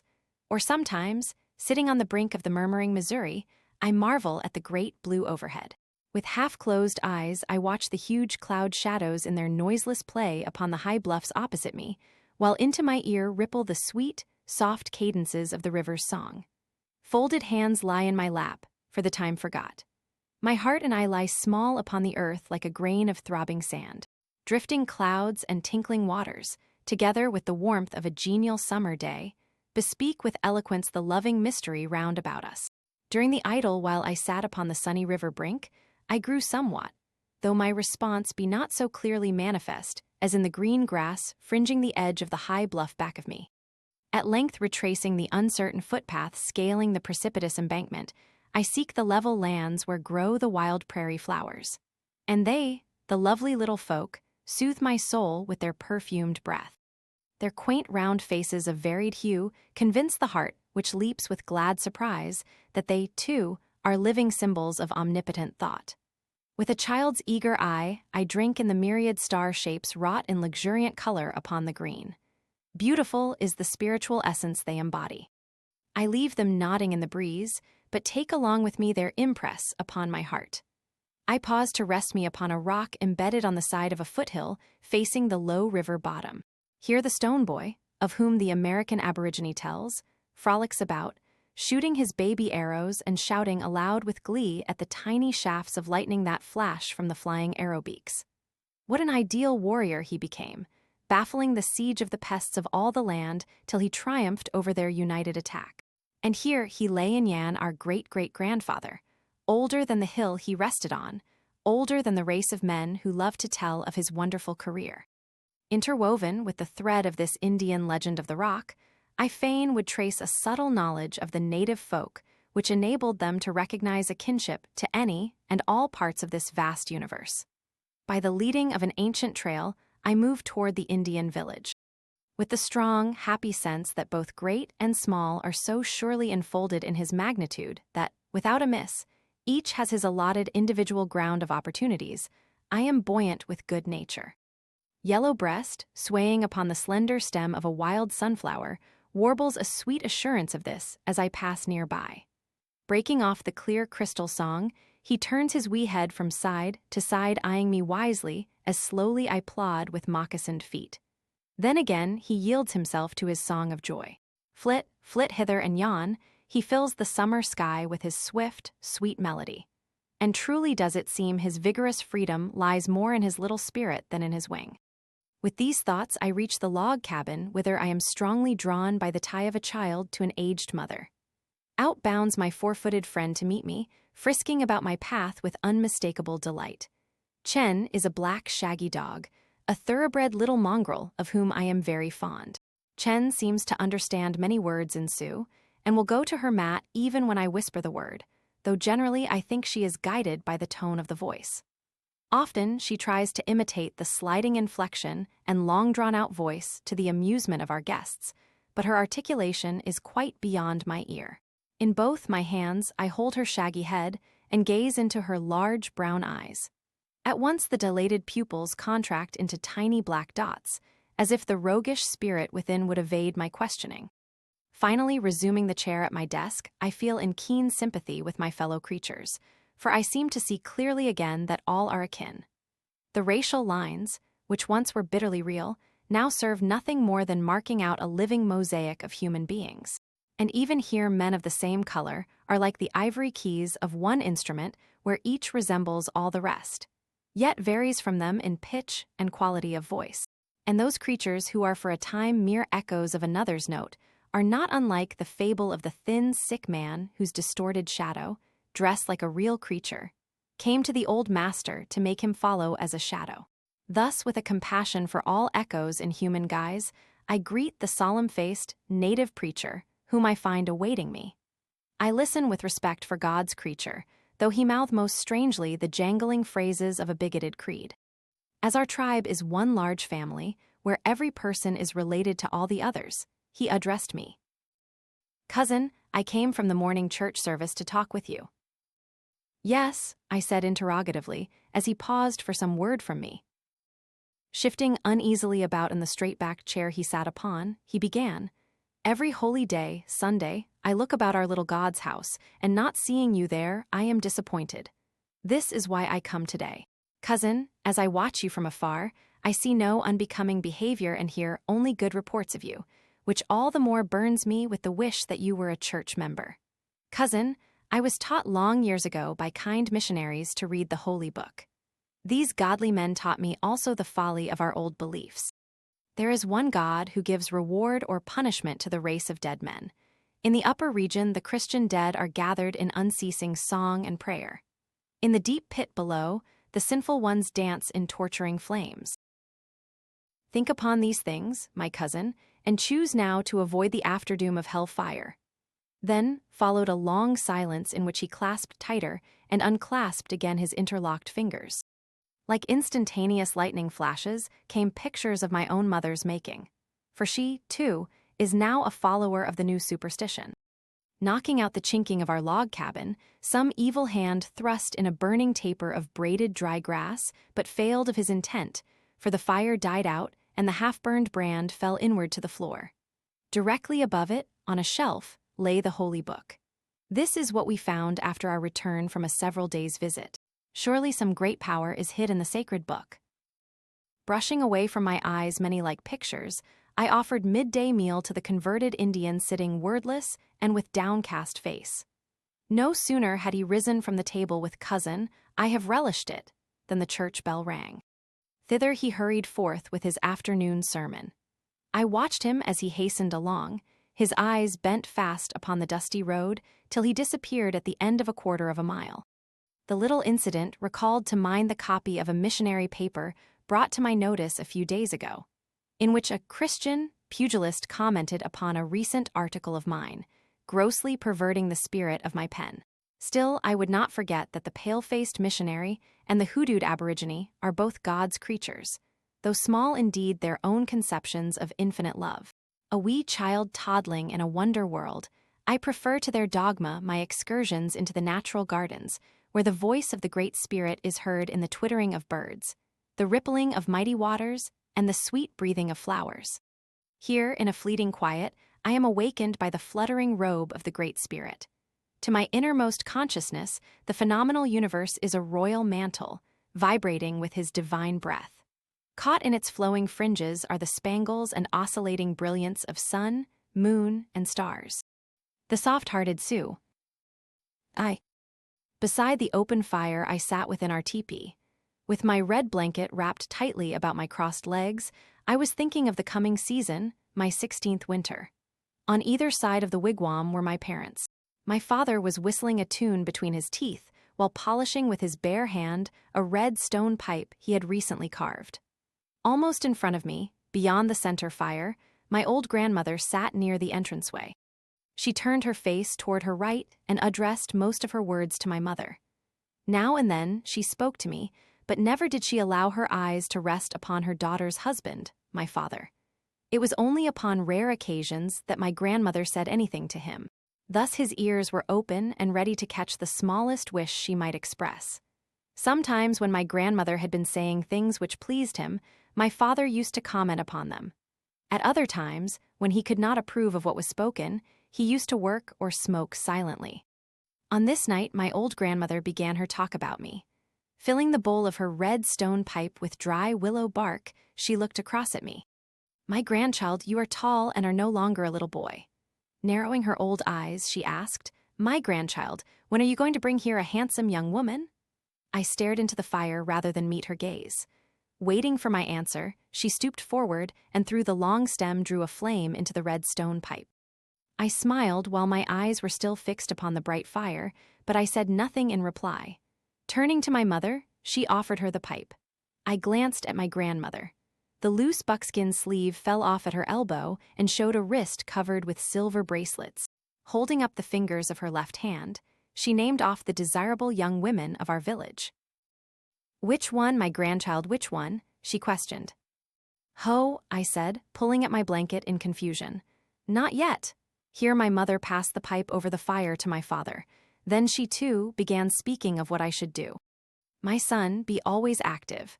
Do not dislike a long hunt. Learn to provide much buffalo meat and many buckskins before you bring home a wife." Presently, my father gave the pipe to my grandmother, and he took his turn in the exhortations. "Ho, my son, I have been counting in my heart the bravest warriors of our people. There is not one of them who won his title in his 16th winter.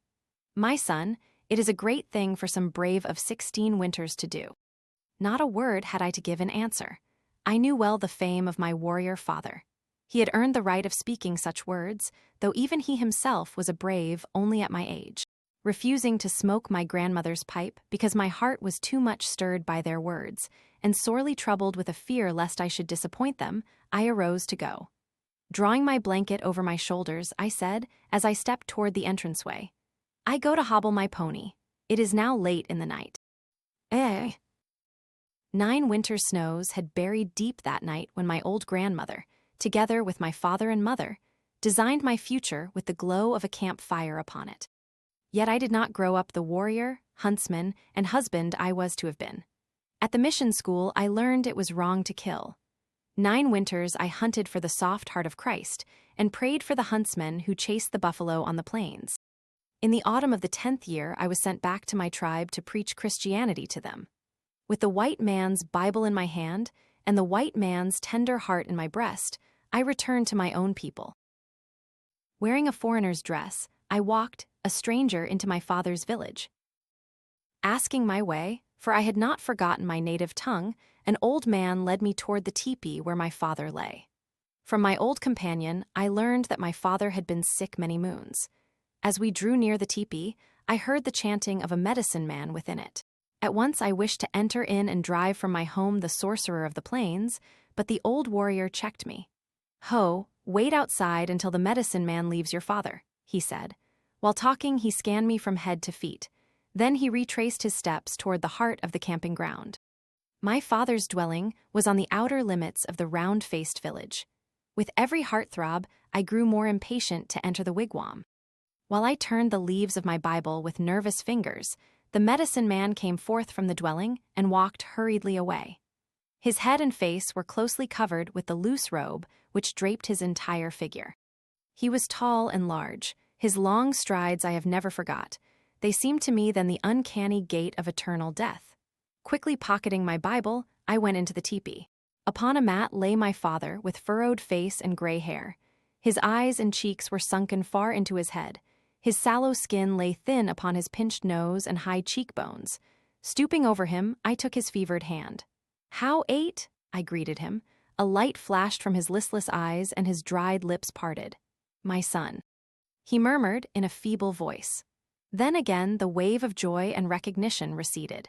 He closed his eyes, and his hand dropped from my open palm to the ground.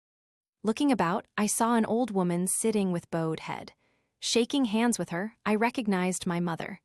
I sat down between my father and mother as I used to do, but I did not feel at home. The place where my old grandmother used to sit was now unoccupied. With my mother, I bowed my head. Alike our throats were choked, and tears were streaming from our eyes, but far apart in spirit our ideas and faiths separated us. My grief was for the soul unsaved, and I thought my mother wept to see a brave man's body broken by sickness. Useless was my attempt to change the faith in the medicine man to that abstract power named God. Then one day I became righteously mad with anger that the medicine man should thus ensnare my father's soul. And when he came to chant his sacred songs, I pointed toward the door and bade him go. The man's eyes glared upon me for an instant. Slowly gathering his robe about him, he turned his back upon the sick man and stepped out of our wigwam. "Ha, ha, ha, my son, I cannot live without the medicine man," I heard my father cry when the sacred man was gone. Eli. On a bright day, when the winged seeds of the prairie grass were flying hither and thither, I walked solemnly toward the center of the camping ground. My heart beat hard and irregularly at my side. Tighter, I grasped the sacred book I carried under my arm. Now was the beginning of life's work. Though I knew it would be hard, I did not once feel that failure was to be my reward. As I stepped unevenly on the rolling ground, I thought of the warriors soon to wash off their war paints and follow me. At length, I reached the place where the people had assembled to hear me preach. In a large circle, men and women sat upon the dry red grass. Within the ring I stood, with the white man's Bible in my hand. I tried to tell them of the soft heart of Christ. In silence, the vast circle of bareheaded warriors sat under an afternoon sun. At last, wiping the wet from my brow, I took my place in the ring. The hush of the assembly filled me with great hope. I was turning my thoughts upward to the sky in gratitude when a stir called me to earth again. A tall, strong man arose. His loose robe hung in folds over his right shoulder. A pair of snapping black eyes fastened themselves like the poisonous fangs of a serpent upon me. He was the medicine man. A tremor played about my heart, and a chill cooled the fire in my veins.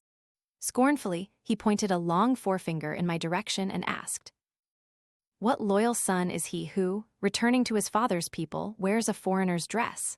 He paused a moment, and then continued, "The dress of that foreigner of whom a story says he bound a native of our land, and heaping dry sticks around him, kindled a fire at his feet." Waving his hand toward me, he exclaimed, "Here is the traitor to his people." I was helpless. Before the eyes of the crowd, the cunning magician turned my honest heart into a vile nest of treachery. Alas, the people frowned as they looked upon me. "Listen," he went on. "Which one of you who have eyed the young man can see through his bosom and warn the people of the nest of young snakes hatching there? Whose ear was so acute that he caught the hissing of snakes whenever the young man opened his mouth? This one has not only proven false to you, but even to the Great Spirit who made him. He is a fool. Why do you sit here giving ear to a foolish man who could not defend his people because he fears to kill, who could not bring venison to renew the life of his sick father? With his prayers, let him drive away the enemy. With his soft heart, let him keep off starvation. We shall go elsewhere to dwell upon an untainted ground." With this he disbanded the people. When the sun lowered in the west and the winds were quiet, the village of cone-shaped teepees was gone. The medicine man had won the hearts of the people. Only my father's dwelling was left to mark the fighting ground. From a long night at my father's bedside, I came out to look upon the morning. The yellow sun hung equally between the snow-covered land and the cloudless blue sky. The light of the new day was cold. The strong breath of winter crusted the snow and fitted crystal shells over the rivers and lakes. As I stood in front of the teepee, thinking of the vast prairies which separated us from our tribe, and wondering if the high sky likewise separated the soft-hearted Son of God from us, the icy blast from the north blew through my hair and skull. My neglected hair had grown long and fell upon my neck. My father had not risen from his bed since the day the medicine man led the people away. Though I read from the Bible and prayed beside him upon my knees, my father would not listen. Yet I believed my prayers were not unheeded in heaven. "Ha ha ha, my son," my father groaned upon the first snowfall. "My son, our food is gone. There is no one to bring me meat. My son, your soft heart has unfitted you for everything." Then, covering his face with the buffalo robe, he said no more. Now, while I stood out in that cold winter morning, I was starving. For 2 days I had not seen any food. But my own cold and hunger did not harass my soul as did the whining cry of the sick old man. Stepping again into the teepee, I untied my snowshoes, which were fastened to the tent poles. My poor mother, watching by the sick one and faithfully heaping wood upon the center fire, spoke to me. "My son, do not fail again to bring your father meat, or he will starve to death." "How I answered sorrowfully. From the teepee I started forth again to hunt food for my aged parents. All day I tracked the white level lands in vain. Nowhere were there any other footprints but my own. In the evening of this third fast day, I came back without meat. Only a bundle of sticks for the fire I brought on my back. Dropping the wood outside, I lifted the door flap and set one foot within the teepee. There I grew dizzy and numb. My eyes swam in tears. Before me lay my old gray-haired father sobbing like a child. In his horny hands he clutched the buffalo robe, and with his teeth he was gnawing off the edges. Chewing the dry, stiff hair and buffalo skin, my father's eyes sought my hands. Upon seeing them empty, he cried out, "My son, your soft heart will let me starve before you bring me meat. 2 hills eastward stand a herd of cattle. Yet you will see me die before you bring me food." Leaving my mother lying with covered head upon her mat, I rushed out into the night. With a strange warmth in my heart and swiftness in my feet, I climbed over the first hill, and soon the second one. The moonlight upon the white country showed me a clear path to the white man's cattle. With my hand upon the knife in my belt, I leaned heavily against the fence while counting the herd. 20 in all I numbered. From among them I chose the best fattened creature. Leaping over the fence, I plunged my knife into it. My long knife was sharp, and my hands, no more fearful and slow, slashed off choice chunks of warm flesh. Bending under the meat I had taken for my starving father, I hurried across the prairie. Toward home, I fairly ran with the life-giving food I carried upon my back. Hardly had I climbed the second hill when I heard sounds coming after me. Faster and faster, I ran with my load for my father, but the sounds were gaining upon me. I heard the clicking of snowshoes and the squeaking of the leather straps at my heels, yet I did not turn to see what pursued me, for I was intent upon reaching my father. Suddenly, like thunder, an angry voice shouted curses and threats into my ear. A rough hand wrenched my shoulder and took the meat from me. I stopped struggling to run. A deafening whir filled my head. The moon and stars began to move. Now the white prairie was sky, and the stars lay under my feet. Now again they were turning. At last the starry blue rose up into place. The noise in my ears was still. A great quiet filled the air. In my hand I found my long knife dripping with blood. At my feet a man's figure lay prone in blood-red snow. The horrible scene about me seemed a trick of my senses, for I could not understand it was real. Looking long upon the blood-stained snow, the load of meat for my starving father reached my recognition at last. Quickly I tossed it over my shoulder and started again homeward. Tired and haunted, I reached the door of the wigwam. Carrying the food before me, I entered with it into the teepee. "Father, here is food," I cried as I dropped the meat near my mother. No answer came. Turning about, I beheld my gray-haired father dead. I saw by the unsteady firelight an old gray-haired skeleton lying rigid and stiff. Out into the open I started, but the snow at my feet became bloody. On the day after my father's death, having led my mother to the camp of the medicinemen, I gave myself up to those who were searching for the murderer of the paleface. They bound me hand and foot. Here in the cell I was placed 4 days ago. The shrieking winter winds have followed me hither. Rattling the bars, they howl unceasingly. Your soft heart will see me die before you bring me food. Hark, something is clanking the chain on the door. It is being opened. From the dark night, without a black figure crosses the threshold. It is the guard. He comes to warn me of my fate. He tells me that tomorrow I must die. In his stern face I laugh aloud. I do not fear death. Yet I wonder who shall come to welcome me in the realm of strange sight. Will the loving Jesus grant me pardon and give my soul a soothing sleep? Or will my warrior father greet me and receive me as his son? Will my spirit fly upward to a happy heaven? Or shall I sink into the bottomless pit, an outcast from a God of infinite love? Soon I shall know, for now I see the east is growing red. My heart is strong, my face is calm. My eyes are dry and eager for new scenes. My hands hang quietly at my side. Serene and brave, my soul awaits the men to perch me on the gallows for another flight. I go. The trial path. It was an autumn night on the plain. The smoke lapels of the cone-shaped teepee flapped gently in the breeze. From the low night sky, with its myriad fire points, a large, bright star peeped in at the smoke hole of the wigwam between its fluttering lapels, down upon 2 Dakotas talking in the dark. The mellow stream from the star above, a maid of 20 summers on a bed of sweetgrass, drank in with her wakeful eyes. On the opposite side of the teepee, beyond the center fireplace, the grandmother spread her rug. Though once she had lain down, the telling of a story has aroused her to a sitting posture. Her eyes are tight closed. With a thin palm, she strokes her wind-shorn hair. "Yes, my grandchild, the legend says the large bright stars are wise old warriors, and the small dim ones are handsome young braves," she reiterates, in a high, tremulous voice. "Then this one peeping in at the smoke hole yonder is my dear old grandfather," muses the young woman, in long drawn-out words. Her soft, rich voice floats through the darkness within the teepee, over the cold ashes heaped on the center fire, and passes into the ear of the toothless old woman, who sits dumb in silent reverie. Thence it flies on swifter wing over many winter snows, till at last it cleaves the warm, light atmosphere of her grandfather's youth. From there, her grandmother made answer. "Listen, I am young again. It is the day of your grandfather's death.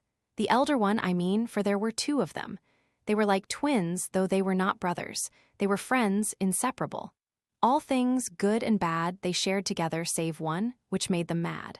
In that heated frenzy, the younger man slew his most intimate friend. He killed his elder brother, for long had their affection made them kin. The voice of the old woman broke. Swaying her stooped shoulders to and fro as she sat upon her feet, she muttered vain exclamations beneath her breath. Her eyes, closed tight against the night, beheld behind them the light of bygone days. They saw again a rolling black cloud spread itself over the land. Her ear heard the deep rumbling of a tempest in the west. She bent low a cowering head, while angry thunderbirds shrieked across the sky. "Heya, heya! No, no!" groaned the toothless grandmother at the fury she had awakened. But the glorious peace afterward, when yellow sunshine made the people glad, now lured her memory onward through the storm. "How fast, how loud my heart beats as I listen to the messenger's horrible tale," she ejaculates. From the fresh grave of the murdered man he hurried to our wigwam. Deliberately crossing his bare shins, he sat down unbidden beside my father, smoking a long-stemmed pipe. He had scarce caught his breath when, panting, he began. He was an only son and a much-adored brother. With wild, suspecting eyes he glanced at me as if I were in league with the man-killer, my lover. My father, exhaling sweet-scented smoke, assented how. Then interrupting the ayah on the lips of the round-eyed talebearer, he asked, "My friend, will you smoke?" He took the pipe by its redstone bowl and pointed the long, slender stem toward the man. "Yes, yes, my friend," replied he, and reached out a long brown arm. For many heart-throbs he puffed out the blue smoke, which hung like a cloud between us. But even through the smoke mist, I saw his sharp black eyes glittering toward me. I longed to ask what doom awaited the young murderer, but dared not open my lips, lest I burst forth into screams instead. My father plied the question. Returning the pipe, the man replied, "Oh, the chieftain and his chosen men have had counsel together. They have agreed it is not safe to allow a man-killer loose in our midst. He who kills one of our tribe is an enemy and must suffer the fate of a foe." My temples throbbed like a pair of hearts. While I listened, a crier passed by my father's tepee. Mounted and swaying with his pony's steps, he proclaimed in a loud voice these words, "Hark! I hear them now. Hope ho, give ear, all you people. A terrible deed is done. Two friends brothers in heart have quarreled together. Now one lies buried on the hill, while the other sits, a dreaded man-killer, within his dwelling. Says our chieftain, he who kills one of our tribe commits the offense of an enemy. As such he must be tried. Let the father of the dead man choose the mode of torture or taking of life. He has suffered livid pain, and he alone can judge how great the punishment must be to avenge his wrong. It is done. Come, everyone, to witness the judgment of a father upon him who was once his son's best friend. A wild pony is now lassoed. The man-killer must mount and ride the ranting beast. Stand you all in two parallel lines from the center teepee of the bereaved family to the wigwam opposite in the great outer ring. Between you, in the wide space, is the given trial-way. From the outer circle the rider must mount and guide his pony toward the center teepee. If, having gone the entire distance, the man-killer gains the center teepee still sitting on the pony's back, his life is spared and pardon given. But should he fall, then he himself has chosen death. The crier's words now cease. A lull holds the village breathless, then hurrying feet tear along, swish, swish, through the tall grass. Sobbing women hasten toward the trial-way. The muffled groan of the round campground is unbearable. With my face hid in the folds of my blanket, I run with the crowd toward the open place in the outer circle of our village. In a moment, the two long files of solemn-faced people mark the path of the public trial. Ah, I see strong men trying to lead the lassoed pony, pitching and rearing, with white foam flying from his mouth. I choke with pain as I recognize my handsome lover desolately alone, striding with set face toward the lassoed pony. "Do not fall. Choose life and me," I cry in my breast, but over my lips I hold my thick blanket. In an instant, he has leaped astride the frightened beast, and the men have let go their hold. Like an arrow sprung from a strong bow, the pony, with extended nostrils, plunges halfway to the center teepee. With all his might, the rider draws the strong reins in. The pony halts with wooden legs. The rider is thrown forward by force, but does not fall. Now the maddened creature pitches with flying heels. The line of men and women sways outward. Now it is back in place, safe from the kicking, snorting thing. The pony is fierce, with its large black eyes bulging out of their sockets. With humped back and nose to the ground, it leaps into the air. I shut my eyes. I cannot see him fall. A loud shout goes up from the hoarse throats of men and women. I look. So, the wild horse is conquered. My lover dismounts at the doorway of the center wigwam. The pony, wet with sweat and shaking with exhaustion, stands like a guilty dog at his master's side. Here at the entranceway of the teepee sit the bereaved father, mother, and sister. The old warrior father rises. Stepping forward 2 long strides, he grasps the hand of the murderer of his only son. Holding it so the people can see, he cries, with compassionate voice, "My son." A murmur of surprise sweeps, like a puff of sudden wind, along the lines.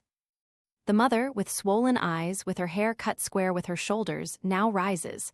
Hurrying to the young man, she takes his right hand. "My son," she greets him. But on the second word her voice shook, and she turned away in sobs. The young people rivet their eyes upon the young woman. She does not stir. With bowed head, she sits motionless. The old warrior speaks to her. "Shake hands with the young brave, my little daughter.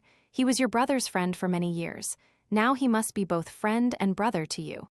Hereupon the girl rises. Slowly reaching out her slender hand, she cries with twitching lips, "My brother." The trial ends. "Grandmother," exploded the girl on the bed of sweetgrass, "is this true?" "Tosh," answered the grandmother, with a warmth in her voice. "It is all true. During the 15 winters of our wedded life, many ponies passed from our hands, but this little winner, Ohiesa, was a constant member of our family. At length, on that sad day your grandfather died, Ohiesa was killed at the grave. Though the various groups of stars which move across the sky, marking the passing of time, told how the night was in its zenith, the old Dakota woman ventured an explanation of the burial ceremony. "My grandchild, I have scarce ever breathed the sacred knowledge in my heart. Tonight I must tell you one of them. Surely you are old enough to understand. Our wise medicine man said I did well to hasten Ohiesa after his master. Perchance on the journey along the ghost path your grandfather will weary and in his heart wish for his pony. The creature, already bound on the spirit trail, will be drawn by that subtle wish. Together master and beast will enter the next campground." The woman ceased her talking, but only the deep breathing of the girl broke the quiet, for now the night wind had lulled itself to sleep. "Hinu, Hinu, asleep, I have been talking in the dark, unheard. I did wish the girl would plant in her heart this sacred tale," muttered she, in a querulous voice. Nestling into her bed of sweet-scented grass, she dozed away into another dream. Still the guardian star in the night sky beamed compassionately down upon the little teepee on the plain. A warrior's daughter. In the afternoon shadow of a large teepee, with red-painted smoke lapels, sat a warrior father with crossed shins. His head was so poised that his eye swept easily the vast level land to the eastern horizon line.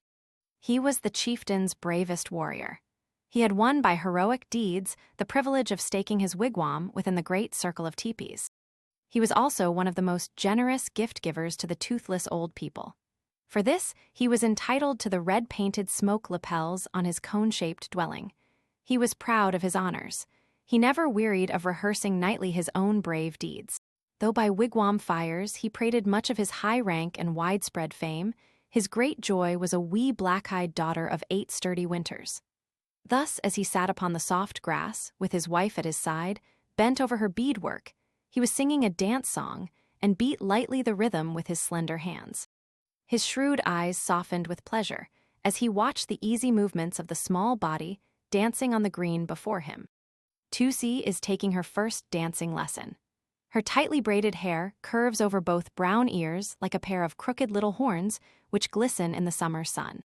With her snugly moccasined feet close together, and a wee hand at her belt to stay the long string of beads which hang from her bare neck, she bends her knees gently to the rhythm of her father's voice. Now she ventures upon the earnest movement, slightly upward and sidewise in a circle. At length the song drops into a closing cadence, and the little woman, clad in beaded deerskin, sits down beside the elder one.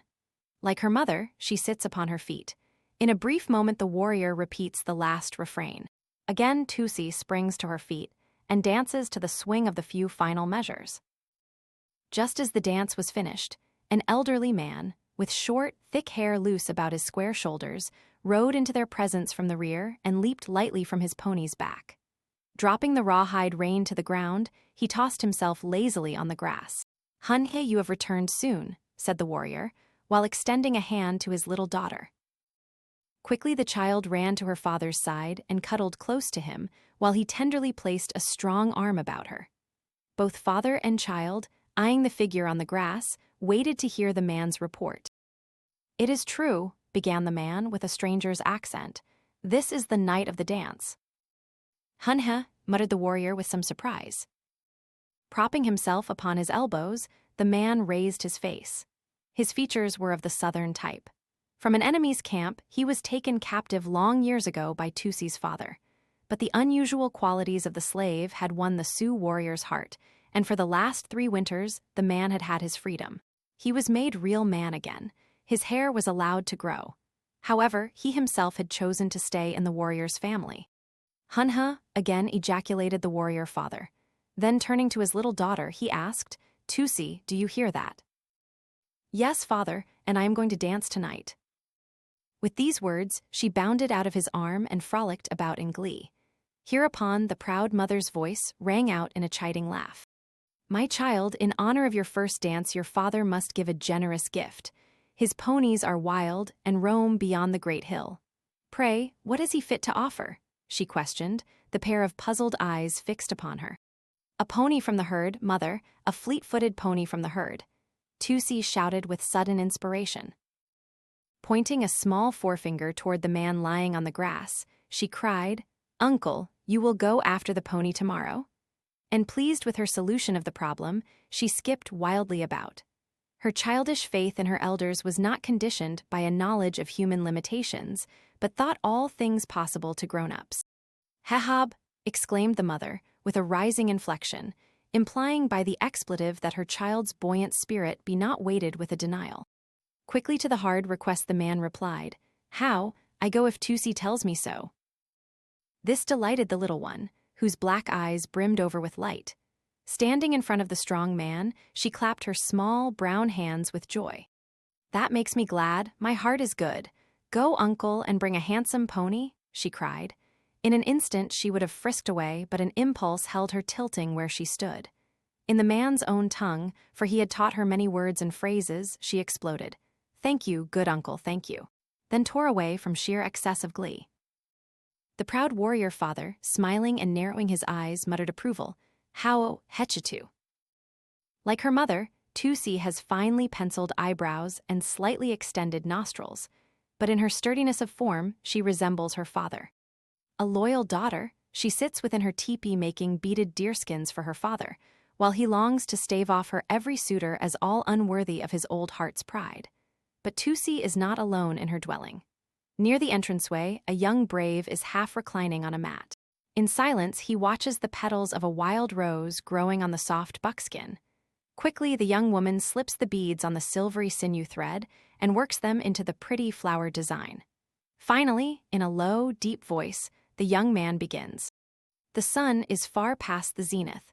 It is now only a man's height above the western edge of land.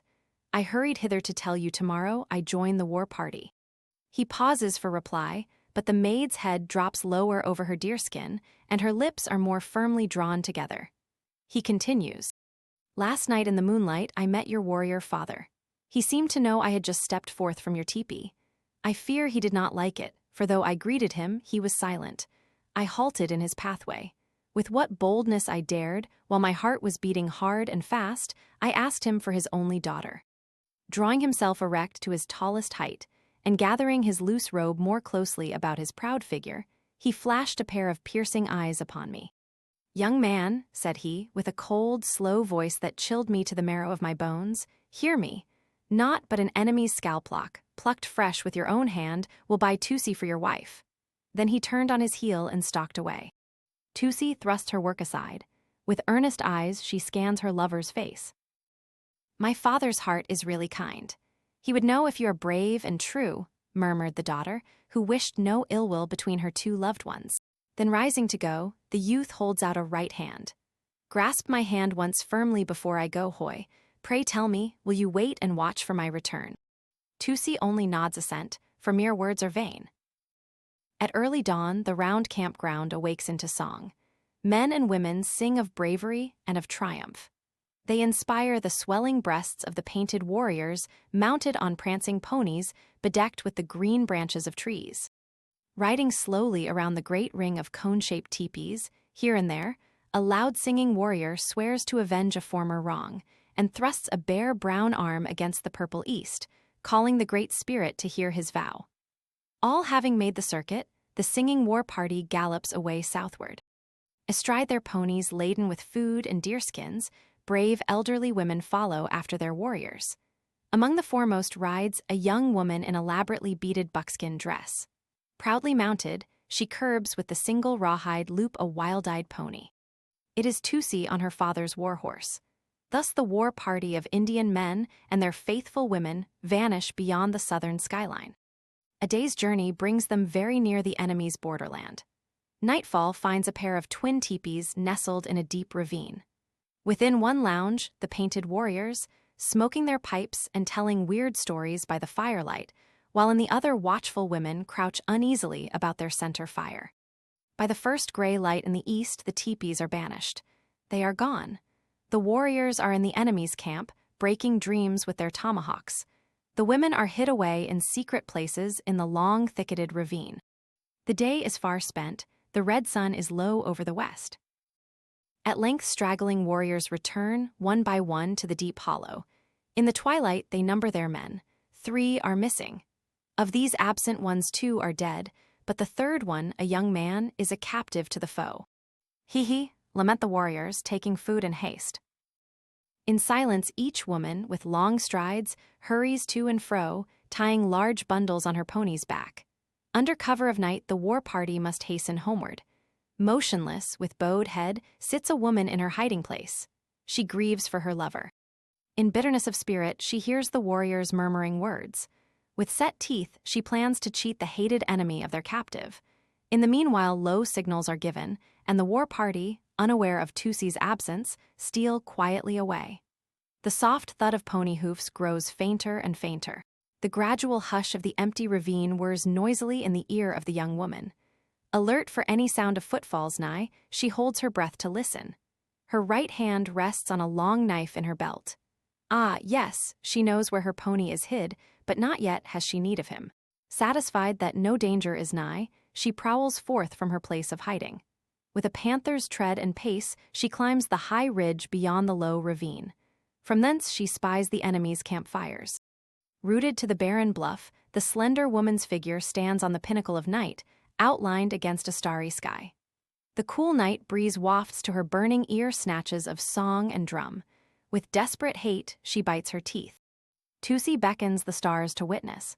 With impassioned voice and uplifted face she pleads. Great Spirit, speed me to my lover's rescue. Give me swift cunning for a weapon this night. All-powerful Spirit, grant me my warrior father's heart, strong to slay a foe and mighty to save a friend. In the midst of the enemy's campground, underneath a temporary dance house, are men and women in gala-day dress. It is late in the night, but the merry warriors bend and bow their nude, painted bodies before a bright center fire. To the lusty men's voices and the rhythmic throbbing drum, they leap and rebound with feathered headgears waving. Women with red-painted cheeks and long, braided hair sit in a large half-circle against the willow railing. They, too, join in the singing and rise to dance with their victorious warriors. Amid this circular dance arena stands a prisoner bound to a post, haggard with shame and sorrow. He hangs his disheveled head. He stares with unseeing eyes upon the bare earth at his feet. With jeers and smirking faces, the dancers mock the Dakota captive. Rowdy braves and small boys hoot and yell in derision. Silent among the noisy mob, a tall woman, leaning both elbows on the round willow railing, peers into the lighted arena. The dancing center fire shines bright into her handsome face, intensifying the night in her dark eyes.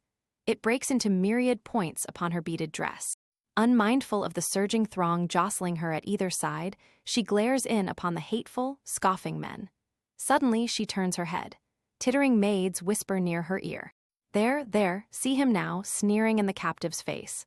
'Tis he who sprang upon the young man and dragged him by his long hair to yonder post. See, he is handsome, How gracefully he dances. The silent young woman looks toward the bound captive. She sees a warrior, scarce older than the captive, flourishing a tomahawk in the Dakota's face. A burning rage darts forth from her eyes and brands him for a victim of revenge. Her heart mutters within her breast, "Come, I wish to meet you, vile foe, who captured my lover and tortures him now with a living death." Here the singers hush their voices, and the dancers scatter to their various resting places along the willow ring. The victor gives a reluctant last twirl of his tomahawk. Then, like the others, he leaves the center ground. With head and shoulders swaying from side to side, he carries a high-pointing chin toward the willow railing. Sitting down upon the ground with crossed legs, he fans himself with an outspread turkey wing. Now and then he stops his haughty blinking to peep out of the corners of his eyes. He hears someone clearing her throat gently. It is unmistakably for his ear. The wing fan swings irregularly to and fro. At length he turns a proud face over a bare shoulder and beholds a handsome woman smiling. Ah, she would speak to a hero, thumps his heart wildly. The singers raise their voices in unison. The music is irresistible. Again lunges the victor into the open arena. Again he leers into the captive's face. At every interval between the songs, he returns to his resting place. Here the young woman awaits him. As he approaches, she smiles boldly into his eyes. He is pleased with her face and her smile. Waving his wing fan spasmodically in front of his face, he sits with his ears pricked up. He catches a low whisper. A hand taps him lightly on the shoulder. The handsome woman speaks to him in his own tongue. "Come out into the night. I wish to tell you who I am." He must know what sweet words of praise the handsome woman has for him. With both hands, he spreads the meshes of the loosely woven willows and crawls out unnoticed into the dark. Before him stands the young woman. Beckoning him with a slender hand, she steps backward, away from the light and the restless throng of onlookers. He follows with impatient strides. She quickens her pace. He lengthens his strides. Then suddenly the woman turns from him and darts away with amazing speed. Clenching his fists and biting his lower lip, the young man runs after the fleeing woman. In his maddened pursuit, he forgets the dance arena. Beside a cluster of low bushes, the woman halts. The young man, panting for breath and plunging headlong forward, whispers loud, "Pray tell me, are you a woman or an evil spirit to lure me away?" Turning on heels firmly planted in the earth, the woman gives a wild spring forward, like a panther for its prey. In a husky voice, she hissed between her teeth, "I am a Dakota woman." From her unerring long knife, the enemy falls heavily at her feet. The Great Spirit heard Tusi's prayer on the hilltop. He gave her a warrior's strong heart to lessen the foe by one. A bent old woman's figure, with a bundle like a grandchild slung on her back, walks round and round the dance house. The wearied onlookers are leaving in twos and threes.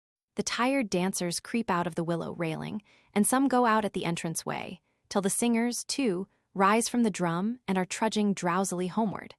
Within the arena, the center fire lies broken in red embers. The night no longer lingers about the willow railing, but, hovering into the dance house, covers here and there a snoring man whom sleep has overpowered where he sat. The captive in his tight binding, rawhide ropes hangs in hopeless despair. Close about him, the gloom of night is slowly crouching. Yet the last red, crackling embers cast a faint light upon his long black hair, and shining through the thick mats, caress his wan face with undying hope. Still about the dance house, the old woman prowls. Now the embers are gray with ashes. The old bent woman appears at the entranceway. With a cautious, groping foot, she enters. Whispering between her teeth a lullaby for her sleeping child in her blanket, she searches for something forgotten. Noisily snored the dreaming men in the darkest parts. As the lisping old woman draws nigh, the captive again opens his eyes. A forefinger she presses to her lip. The young man arouses himself from his stupor. His senses belie him. Before his wide-open eyes, the old bent figure straightens into its youthful stature. Tusi herself is beside him. With a stroke upward and downward, she severs the cruel cords with her sharp blade. Dropping her blanket from her shoulders, so that it hangs from her girdled waist like a skirt, she shakes the large bundle into a light shawl for her lover. Quickly she spreads it over his bare back. "Come," she whispers and turns to go, but the young man, numb and helpless, staggers nigh to falling. the sight of his weakness makes her strong. A mighty power thrills her body. Stooping beneath his outstretched arms, grasping at the air for support, Tusi lifts him upon her broad shoulders. With half-running, triumphant steps, she carries him away into the open night. A dream of her grandfather. Her grandfather was a Dakota medicine man. Among the Indians of his day, he was widely known for his successful healing work. He was one of the leading men of the tribe and came to Washington, D.C., with one of the first delegations relative to affairs concerning the Indian people and the United States government. His was the first band of the great Sioux Nation to make treaties with the government in the hope of bringing about an amicable arrangement between the red and white Americans. The journey to the nation's capital was made almost entirely on ponyback, there being no railroads, and the Sioux delegation was beset with many hardships on the trail. His visit to Washington, in behalf of peace among men, proved to be his last earthly mission. From a sudden illness, he died and was buried here. When his small granddaughter grew up, she learned the white man's tongue and followed in the footsteps of her grandfather to the very seat of government to carry on his humanitarian work. Though her days were filled with problems for welfare work among her people, she had a strange dream one night during her stay in Washington. The dream was this. Returning from an afternoon out, she found a large cedar chest had been delivered to her home in her absence. She sniffed the sweet perfume of the redwood, which reminded her of the breath of the forest, and admired the box so neatly made, without trimmings. It looked so clean, strong, and durable in its native genuineness. With elation, she took the tag in her hand and read her name aloud. "Who sent me the cedar chest?" she asked, and was told it came from her grandfather. Wondering what gift it could be her grandfather wished now to confer upon her, wholly disregarding his death years ago, she was all eagerness to open the mystery chest. She remembered her childhood days and the stories she loved to hear about the unusual powers of her grandfather, recalled how she, the wee girl, had coveted the medicine bags, beaded and embroidered in porcupine quills, in symbols designed by the great medicine man, her grandfather. Well did she remember her merited rebuke that such things were never made for relics. Treasures came in due time to those ready to receive them. In great expectancy, she lifted the heavy lid of the cedar chest. "Oh," she exclaimed, with a note of disappointment, seeing no beaded Indian regalia or trinkets. "Why does my grandfather send such a light gift in a heavy, large box?" She was mystified and much perplexed. The gift was a fantastic thing, of texture far more delicate than a spider's filmy web. It was a vision, a picture of an Indian camp, not painted on canvas nor yet written. It was dream stuff, suspended in the thin air, filling the enclosure of the cedar wood container. As she looked upon it, the picture grew more and more real, exceeding the proportions of the chest. It was all so elusive a breath might have blown it away. Yet there it was, real as life, a circular camp of white cone-shaped teepees, astir with Indian people. The village crier, with flowing headdress of eagle plumes, mounted on a prancing white pony, rode within the arena. Indian men, women, and children stopped in groups and clusters, while bright painted faces peered out of teepee doors to listen to the chieftain's crier. At this point, she too heard the full melodious voice. She heard distinctly the Dakota words he proclaimed to the people. "Be glad, rejoice, look up and see the new day dawning. Help is near, hear me, everyone." She caught the glad tidings and was thrilled with new hope for her people. The widespread enigma concerning Blue Star Woman. It was summer on the western plains. Fields of golden sunflowers facing eastward greeted the rising sun. Blue Star Woman, with wind-shorn braids of white hair over each ear, sat in the shade of her log hut before an open fire. Lonely but unmolested, she dwelt here like the ground squirrel that took its abode nearby, both through the easy tolerance of the landowner. The Indian woman held a skillet over the burning embers. A large round cake, with long slashes in its center, was baking and crowding the capacity of the frying pan. In deep abstraction, Blue Star Woman prepared her morning meal. "Who am I?" had become the obsessing riddle of her life. She was no longer a young woman, being in her 53rd year. In the eyes of the white man's law, it was required of her to give proof of her membership in the Sioux tribe. The unwritten law of heart prompted her naturally to say, "I am a being, I am Blue Star Woman. A piece of earth is my birthright." It was taught, for reasons now forgot, that an Indian should never pronounce his or her name in answer to any inquiry. It was probably a means of protection in the days of black magic. Be this as it may, Blue Star Woman lived in times when this teaching was disregarded. It gained her nothing, however, to pronounce her name to the government official to whom she applied for her share of tribal land. His persistent question was always, "Who were your parents?" Blue Star Woman was left an orphan at a tender age. She did not remember them. They were long gone to the spirit land, and she could not understand why they should be recalled to Earth on her account. It was another one of the old teachings of her race that the names of the dead should not be idly spoken. It had become a sacrilege to mention carelessly the name of any departed one, especially in matters of disputes over worldly possessions. The unfortunate circumstances of her early childhood, together with the lack of written records of a roving people, placed a formidable barrier between her and her heritage. The fact was events of far greater importance to the tribe than her reincarnation had passed unrecorded in books. The verbal reports of the old-time men and women of the tribe were varied, some were actually contradictory. Blue Star Woman was unable to find even a twig of her family tree. She sharpened one end of a long stick and with it speared the fried bread when it was browned. Heedless of the hot bread's sing, in a high treble as it was lifted from the fire, she added it to the 6 others which had preceded it. It had been many a moon since she had had a meal of fried bread, for she was too poor to buy at any one time all the necessary ingredients, particularly the fat in which to fry it. During the bread making, the smoke-blackened coffee pot boiled over. The aroma of freshly made coffee smote her nostrils and roused her from the tantalizing memories. The day before, friendly spirits, the unseen ones, had guided her aimless footsteps to her Indian neighbor's house. No sooner had she entered than she saw on the table some grocery bundles. "Que fortunate one," she exclaimed as she took the straight-backed chair offered her.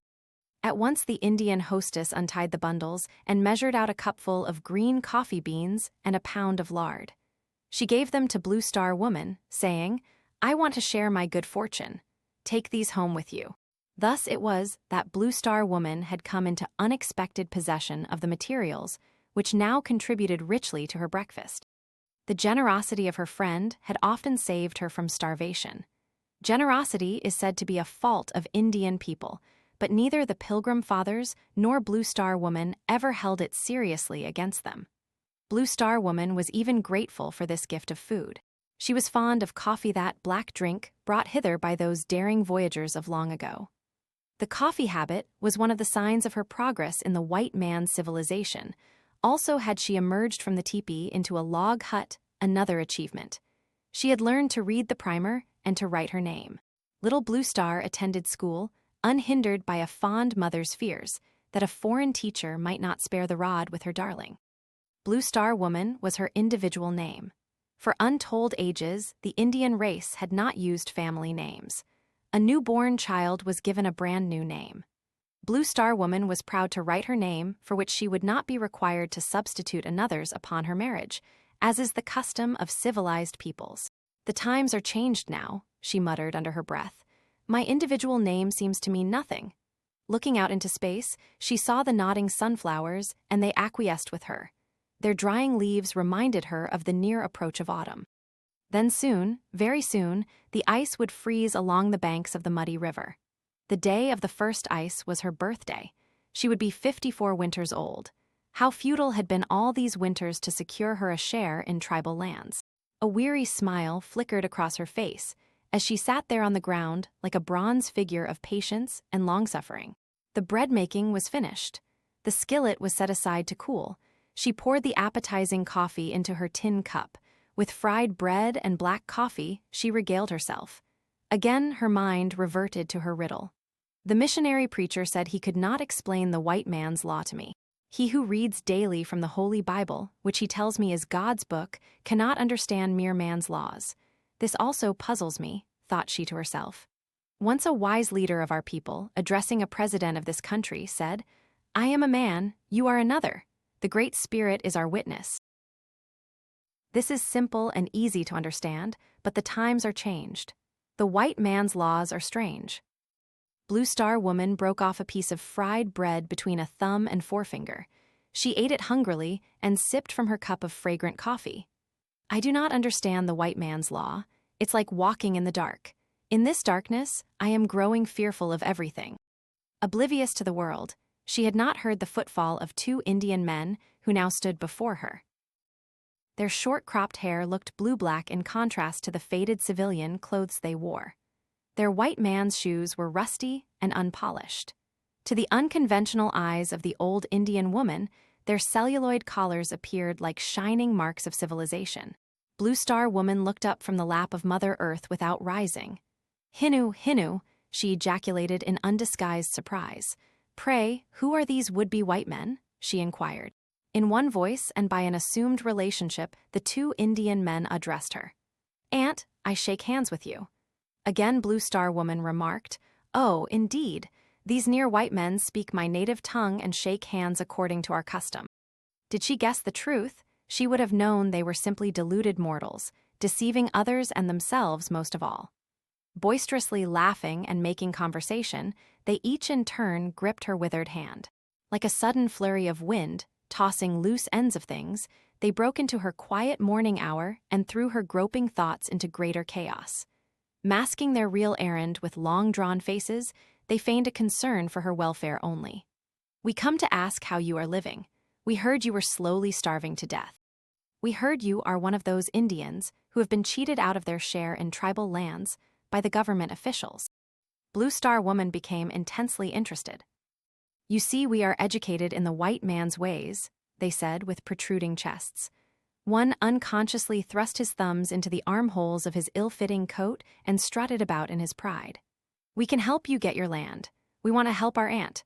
All old people like you ought to be helped before the younger ones. The old will die soon, and they may never get the benefit of their land unless someone like us helps them to get their rights, without further delay." Blue Star Woman listened attentively. Motioning to the mats she spread upon the ground, she said, "Be seated, my nephews." She accepted the relationship assumed for the occasion. "I will give you some breakfast." Quickly she set before them a generous helping of fried bread and cups of coffee. Resuming her own meal, she continued, "You are wonderfully kind. It is true, my nephews, that I have grown old trying to secure my share of land. It may not be long till I shall pass under the sod." The two men responded with, How, which meant, "Go on with your story, we are all ears."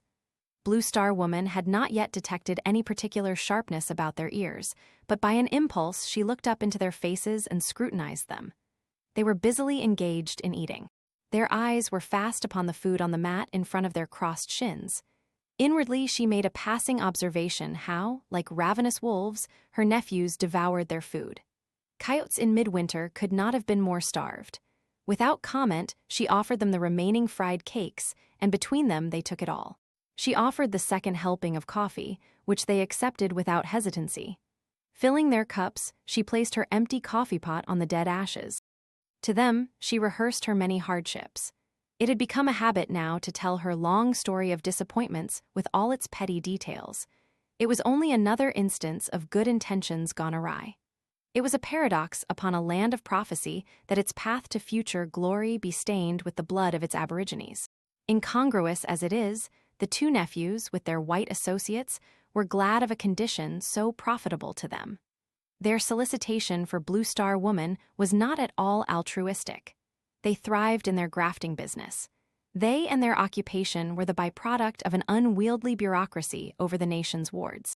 "Dear Aunt, you failed to establish the facts of your identity," they told her. Hereupon Blue Star Woman's countenance fell. It was ever the same old words. It was the old song of the government official she loathed to hear. The next remark restored her courage. "If anyone can discover evidence, it's us. I tell you, Aunt, we'll fix it all up for you." It was a great relief to the old Indian woman to be thus unburdened of her riddle with a prospect of possessing land. "There is one thing you will have to do, that is, to pay us half of your land and money when you get them." Here was a pause, and Blue Star Woman answered slowly, "Why, yes," in an uncertain frame of mind. The shrewd schemers noted her behavior. "Wouldn't you rather have a half of a crust of bread than none at all?" they asked. She was duly impressed with the force of their argument. In her heart she agreed, A little something to eat is better than nothing. The two men talked in regular relays. The flow of smooth words was continuous and so much like purring that all the woman's suspicions were put soundly to sleep. "Look here, Aunt, you know very well that prairie fire is met with a backfire." Blue Star Woman, recalling her experiences in firefighting, quickly responded, "Yes, oh yes. In just the same way, we fight crooks with crooks. We have clever white lawyers working with us. They are the backfire." Then, as if remembering some particular incident, they both laughed aloud and said, "Yes, and sometimes they use us as the backfire. We trade 50-50. Blue Star Woman sat with her chin in the palm of one hand with elbow resting in the other. She rocked herself slightly forward and backward. At length she answered, "Yes, I will pay you half of my share in tribal land and money when I get them." In bygone days, brave young men of the Order of the White Horse Riders sought out the aged, the poor, the widows and orphans to aid them, but they did their good work without pay. The White Horse Riders are gone. The times are changed. I am a poor old Indian woman. I need warm clothing before winter begins to blow its icicles through us. I need firewood. I need food. As you have said, a little help is better than none. Hereupon the two pretenders scored another success. They rose to their feet. They had eaten up all the fried bread and drained the coffee pot. They shook hands with Blue Star Woman and departed. In the quiet that followed their departure, she sat munching her small piece of bread, which, by a lucky chance, she had taken on her plate before the hungry wolves had come. Very slowly she ate the fragment of fried bread as if to increase it by diligent mastication. A self-condemning sense of guilt disturbed her. In her dire need, she had become involved with tricksters. Her nephews laughingly told her, "We use crooks, and crooks use us in the skirmish over Indian lands." The friendly shade of the house shrank away from her and hid itself under the narrow eaves of the dirt-covered roof. She shrugged her shoulders. The sun high in the sky had witnessed the affair and now glared down upon her white head. Gathering upon her arm the mats and cooking utensils, she hobbled into her log hut. Under the brooding wilderness silence, on the Sioux Indian reservation, the superintendent summoned together the leading Indian men of the tribe. He read a letter which he had received from headquarters in Washington, D.C. It announced the enrollment of Blue Star Woman on their tribal roll of members and the approval of allotting land to her. It came as a great shock to the tribesmen. Without their knowledge and consent, their property was given to a strange woman. They protested in vain. The superintendent said, "I received this letter from Washington. I have read it to you for your information. I have fulfilled my duty. I can do no more." With these fateful words, he dismissed the assembly. Heavy-hearted, Chief High Flyer returned to his dwelling. Smoking his long-stemmed pipe, he pondered over the case of Blue Star Woman. The Indian's guardian had got into a way of usurping autocratic power in disposing of the ward's property. It was growing intolerable. No doubt this Indian woman is entitled to allotment, but where? Certainly not here, he thought to himself. Laying down his pipe, he called his little granddaughter from her play. "You are my interpreter and scribe," he said. "Bring your paper and pencil." A letter was written in the child's sprawling hand and signed by the old chieftain. It read, "My friend, I make letter to you. My heart is sad. Washington give my tribe's land to a woman called Blue Star. We do not know her. We were not asked to give land, but our land is taken from us to give to another Indian. This is not right. Lots of little children of my tribe have no land. Why this strange woman get our land which belongs to our children? Go to Washington and ask if our treaties tell him to give our property away without asking us. Tell him, I thought we made good treaties on paper, but now our children cry for food. We are too poor. We cannot give even to our own little children. Washington is very rich. Washington now owns our country. If he wants to help this poor Indian woman, Blue Star, let him give her some of his land and his money. This is all I will say until you answer me. I shake hands with you with my heart. The Great Spirit hears my words. They are true. Your friend, Chief High Flyer. X his mark. The letter was addressed to a prominent American woman. A stamp was carefully placed on the envelope. Early the next morning, before the dew was off the grass, the chieftain's riding pony was caught from the pasture and brought to his log house. It was saddled and bridled by a younger man, his son with whom he made his home. The old chieftain came out, carrying in one hand his long-stemmed pipe and tobacco pouch. His blanket was loosely girdled about his waist. Tightly holding the saddle horn, he placed a moccasined foot carefully into the stirrup and pulled himself up awkwardly into the saddle, muttering to himself, "Alas, I can no more leap into my saddle. I now must crawl about in my helplessness." He was past 80 years of age and no longer agile. He set upon his 10-mile trip to the only post office for hundreds of miles around. In his shirt pocket, he carried the letter destined, in due season, to reach the heart of American people. His pony, grown old in service, jogged along the dusty road. Memories of other days thronged the wayside, and for the lonely rider transformed all the country.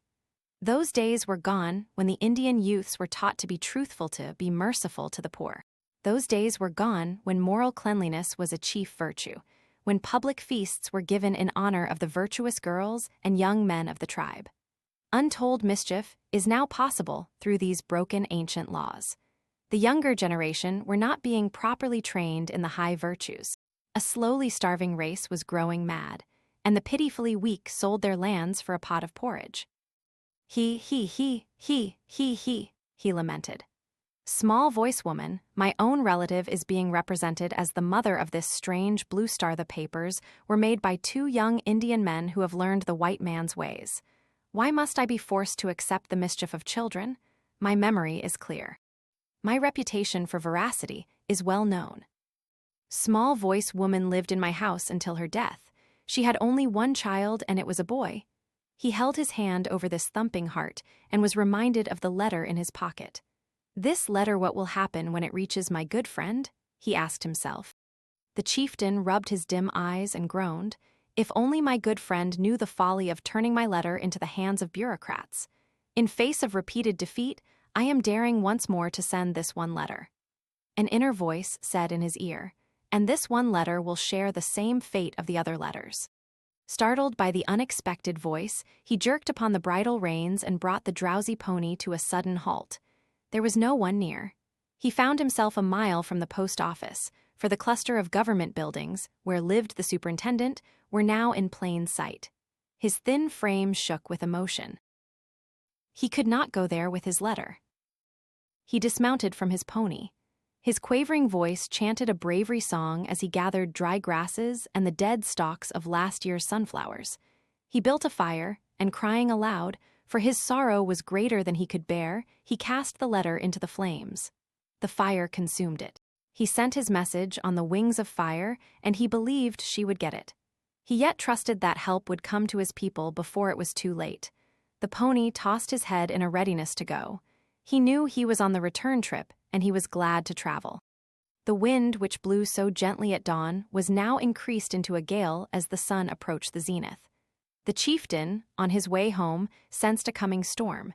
He looked upward to the sky and around in every direction. Behind him, in the distance, he saw a cloud of dust. He saw several horsemen whipping their ponies and riding at great speed. Occasionally he heard their shouts, as if calling after someone. He slackened his pony's pace and frequently looked over his shoulder to see who the riders were advancing in hot haste upon him. He was growing curious. In a short time the riders surrounded him. On their coats shone brass buttons, and on their hats were gold cords and tassels. They were Indian police. "Juan," he exclaimed, finding himself the object of their chase. It was their foolish ilk who had murdered the great leader, Sitting Bull. "Pray, what is the joke? Why do young men surround an old man quietly riding home?" "Uncle," said the spokesman, "we are hirelings, as you know. We are sent by the government superintendent to arrest you and take you back with us. The superintendent says you are one of the bad Indians, singing war songs and opposing the government all the time. This morning, you were seen trying to set fire to the government agency." "Hun hun," replied the old chief, placing the palm of his hand over his mouth agape in astonishment. "All this is unbelievable." The policeman took hold of the pony's bridle and turned the reluctant little beast around. They led it back with them, and the old chieftain sat, unresisting, in the saddle. High Flyer was taken before the superintendent, who charged him with setting fires to destroy government buildings and found him guilty. Thus, Chief High Flyer was sent to jail. He had already suffered much during his life. He was the voiceless man of America. And now, in his old age, he was cast into prison. The chagrin of it all, together with his utter helplessness to defend his own or his people's human rights, weighed heavily upon his spirit. The foul air of the dingy cell nauseated him who loved the open. He sat wearily down upon the tattered mattress, which lay on the rough board floor. He drew his robe closely about his tall figure, holding it partially over his face, his hands covered within the folds. In profound gloom, the gray-haired prisoner sat there, without a stir for long hours, and knew not when the day ended and night began. He sat buried in his desperation. His eyes were closed, but he could not sleep. Bread and water in tin receptacles set upon the floor beside him untouched. He was not hungry. Venturesome mice crept out upon the floor and scampered in the dim starlight streaming through the iron bars of the cell window. They squeaked as they dared each other to run across his moccasined feet, but the chieftain neither saw nor heard them. A terrific struggle was waged within his being.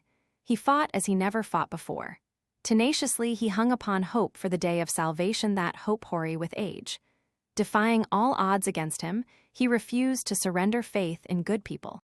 Underneath his blanket, wrapped so closely about him, stole a luminous light. Before his stricken consciousness appeared a vision. Lo, his good friend, the American woman to whom he had sent his messages by fire, now stood there a legion. A vast multitude of women, with uplifted hands, gazed upon a huge stone image. Their upturned faces were eager and very earnest. The stone figure was that of a woman upon the brink of the great waters, facing eastward. The myriad living hands remained uplifted till the stone woman began to show signs of life. Very majestically she turned around, and lo, she smiled upon this great galaxy of American women. She was the Statue of Liberty. It was she who, though representing human liberty, formerly turned her back upon the American aborigine. Her face was aglow with compassion. Her eyes swept across the outspread continent of America, the home of the red man. At this moment, her torch flamed brighter and whiter, till its radiance reached into the obscure and remote places of the land. Her light of liberty penetrated Indian reservations. A loud shout of joy rose up from the Indians of the earth, everywhere. All too soon the picture was gone. Chief High Flyer awoke. He lay prostrate on the floor where during the night he had fallen. He rose and took his seat again upon the mattress. Another day was ushered into his life. In his heart lay the secret vision of hope born in the midnight of his sorrows. It enabled him to serve his jail sentence with a mute dignity, which baffled those who saw him. Finally came the day of his release. There was rejoicing over all the land. The desolate hills that harbored wailing voices nightly now were hushed and still. Only gladness filled the air. A crowd gathered around the jail to greet the chieftain. His son stood at the entranceway, while the guard unlocked the prison door. Serenely quiet, the old Indian chief stepped forth. An unseen stone in his path caused him to stumble slightly, but his son grasped him by the hand and steadied his tottering steps. He led him to a heavy lumber wagon drawn by a small pony team which he had brought to take him home. The people thronged about him, hundreds shook hands with him, and went away singing native songs of joy for the safe return to them of their absent one. Among the happy people came Blue Star Woman's 2 nephews. Each shook the chieftain's hand.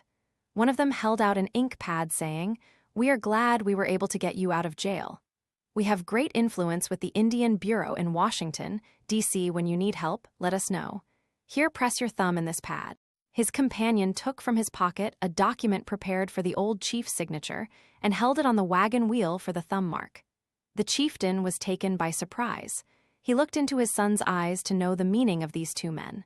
"It is our agreement," he explained to his old father. "I pledge to pay them half of your land if they got you out of jail." The old chieftain sighed, but made no comment. Words were vain. He pressed his indelible thumb mark, his signature it was, upon the deed, and drove home with his son.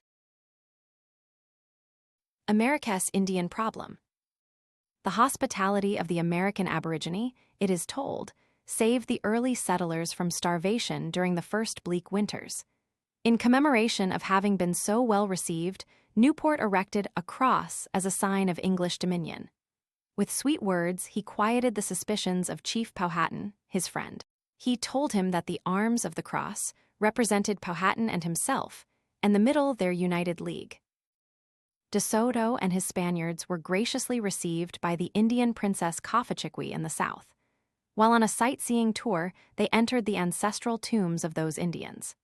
De Soto dipped into the pearls and gave his 2 joined hands full to each cavalier to make rosaries of, he said, to say prayers for their sins on. We imagine if their prayers were in proportion to their sins, they must have spent the most of their time at their devotions.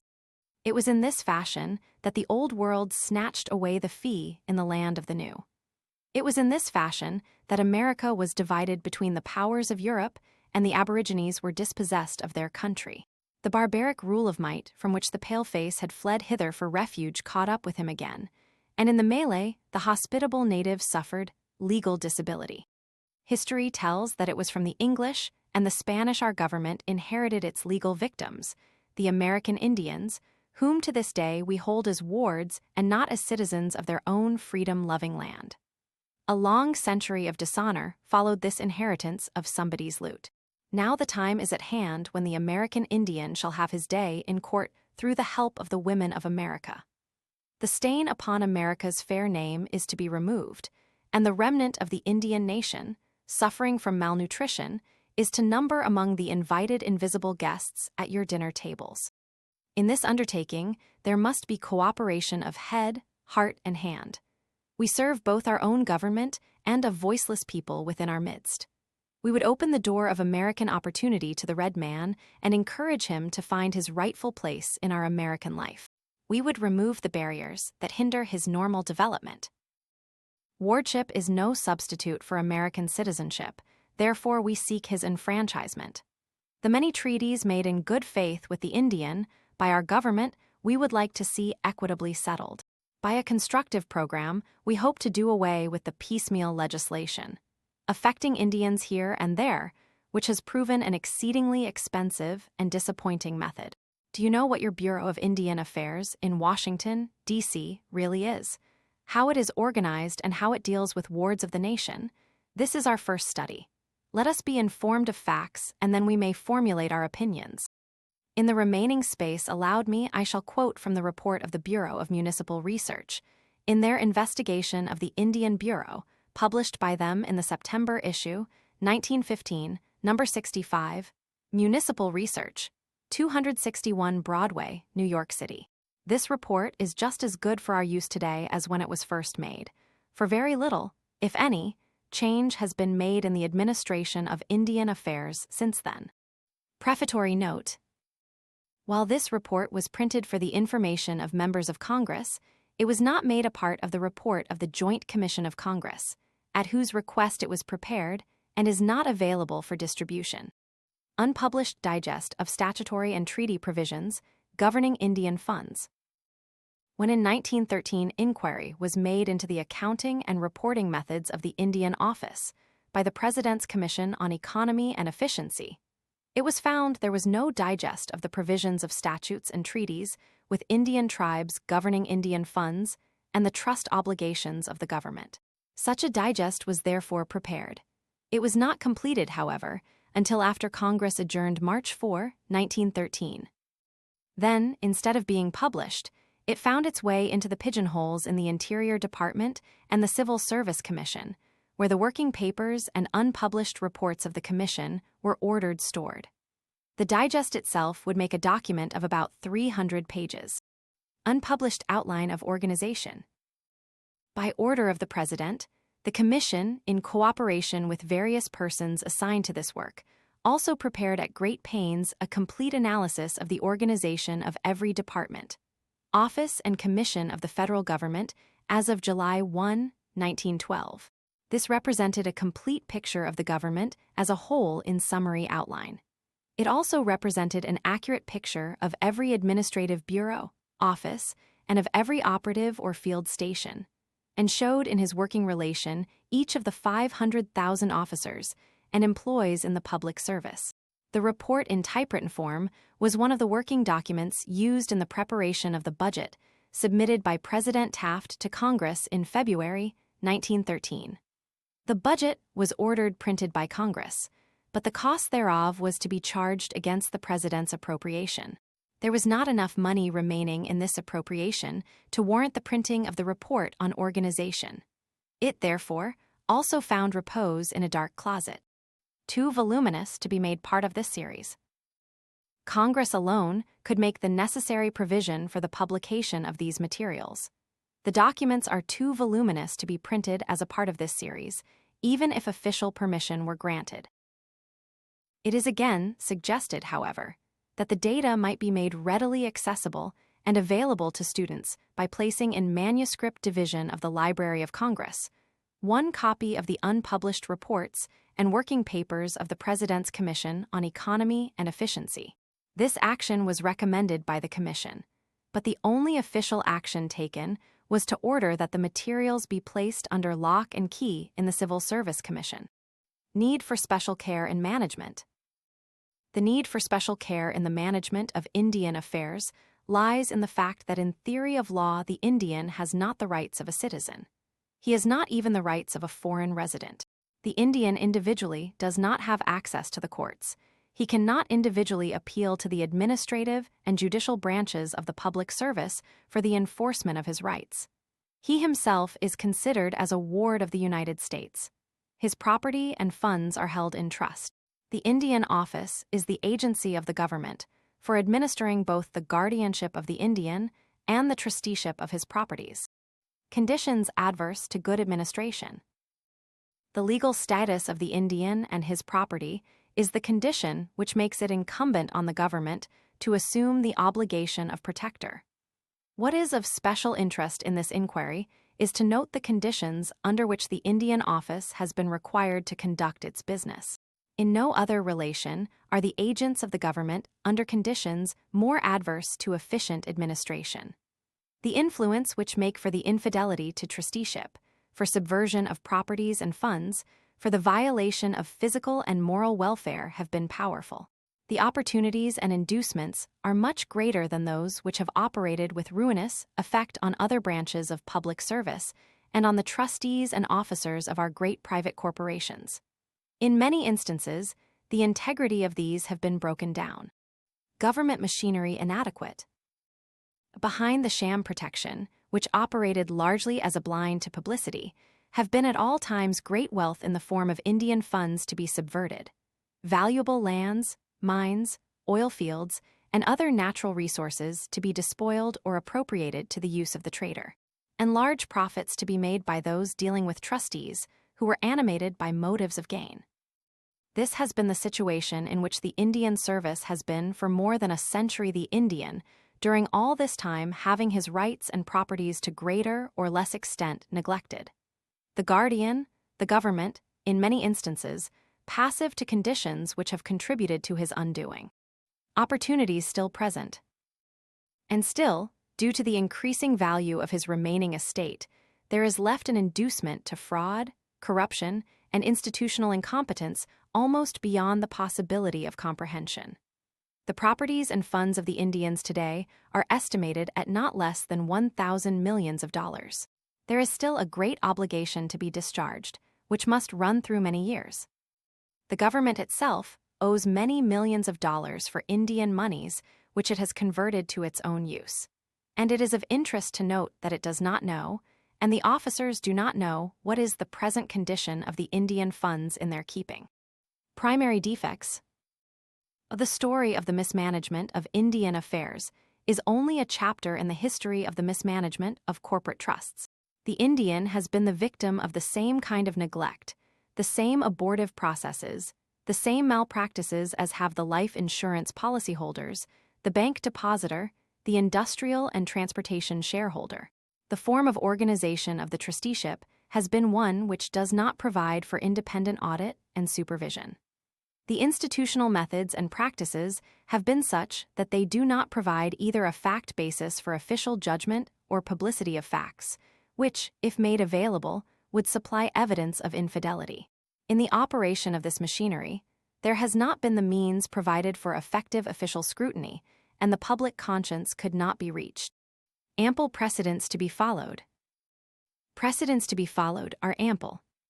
In private corporate trusts that have been mismanaged, a basis of appeal has been found only when some favorable circumstance has brought to light conditions so shocking as to cause those people who have possessed political power, as a matter of self-protection, to demand a thorough reorganization and revision of methods.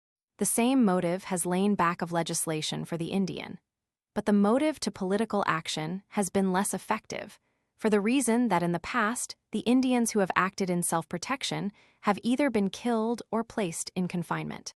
All the machinery of government has been set to work to repress rather than to provide adequate means for justly dealing with a large population which had no political rights. Edict Magazine. This book should be in every home. Old Indian Legends. 25 Seminole Avenue, Forest Hill, Liny. August 25, 1919. Dear Zitkala Sa, I thank you for your book on Indian legends. I have read them with exquisite pleasure.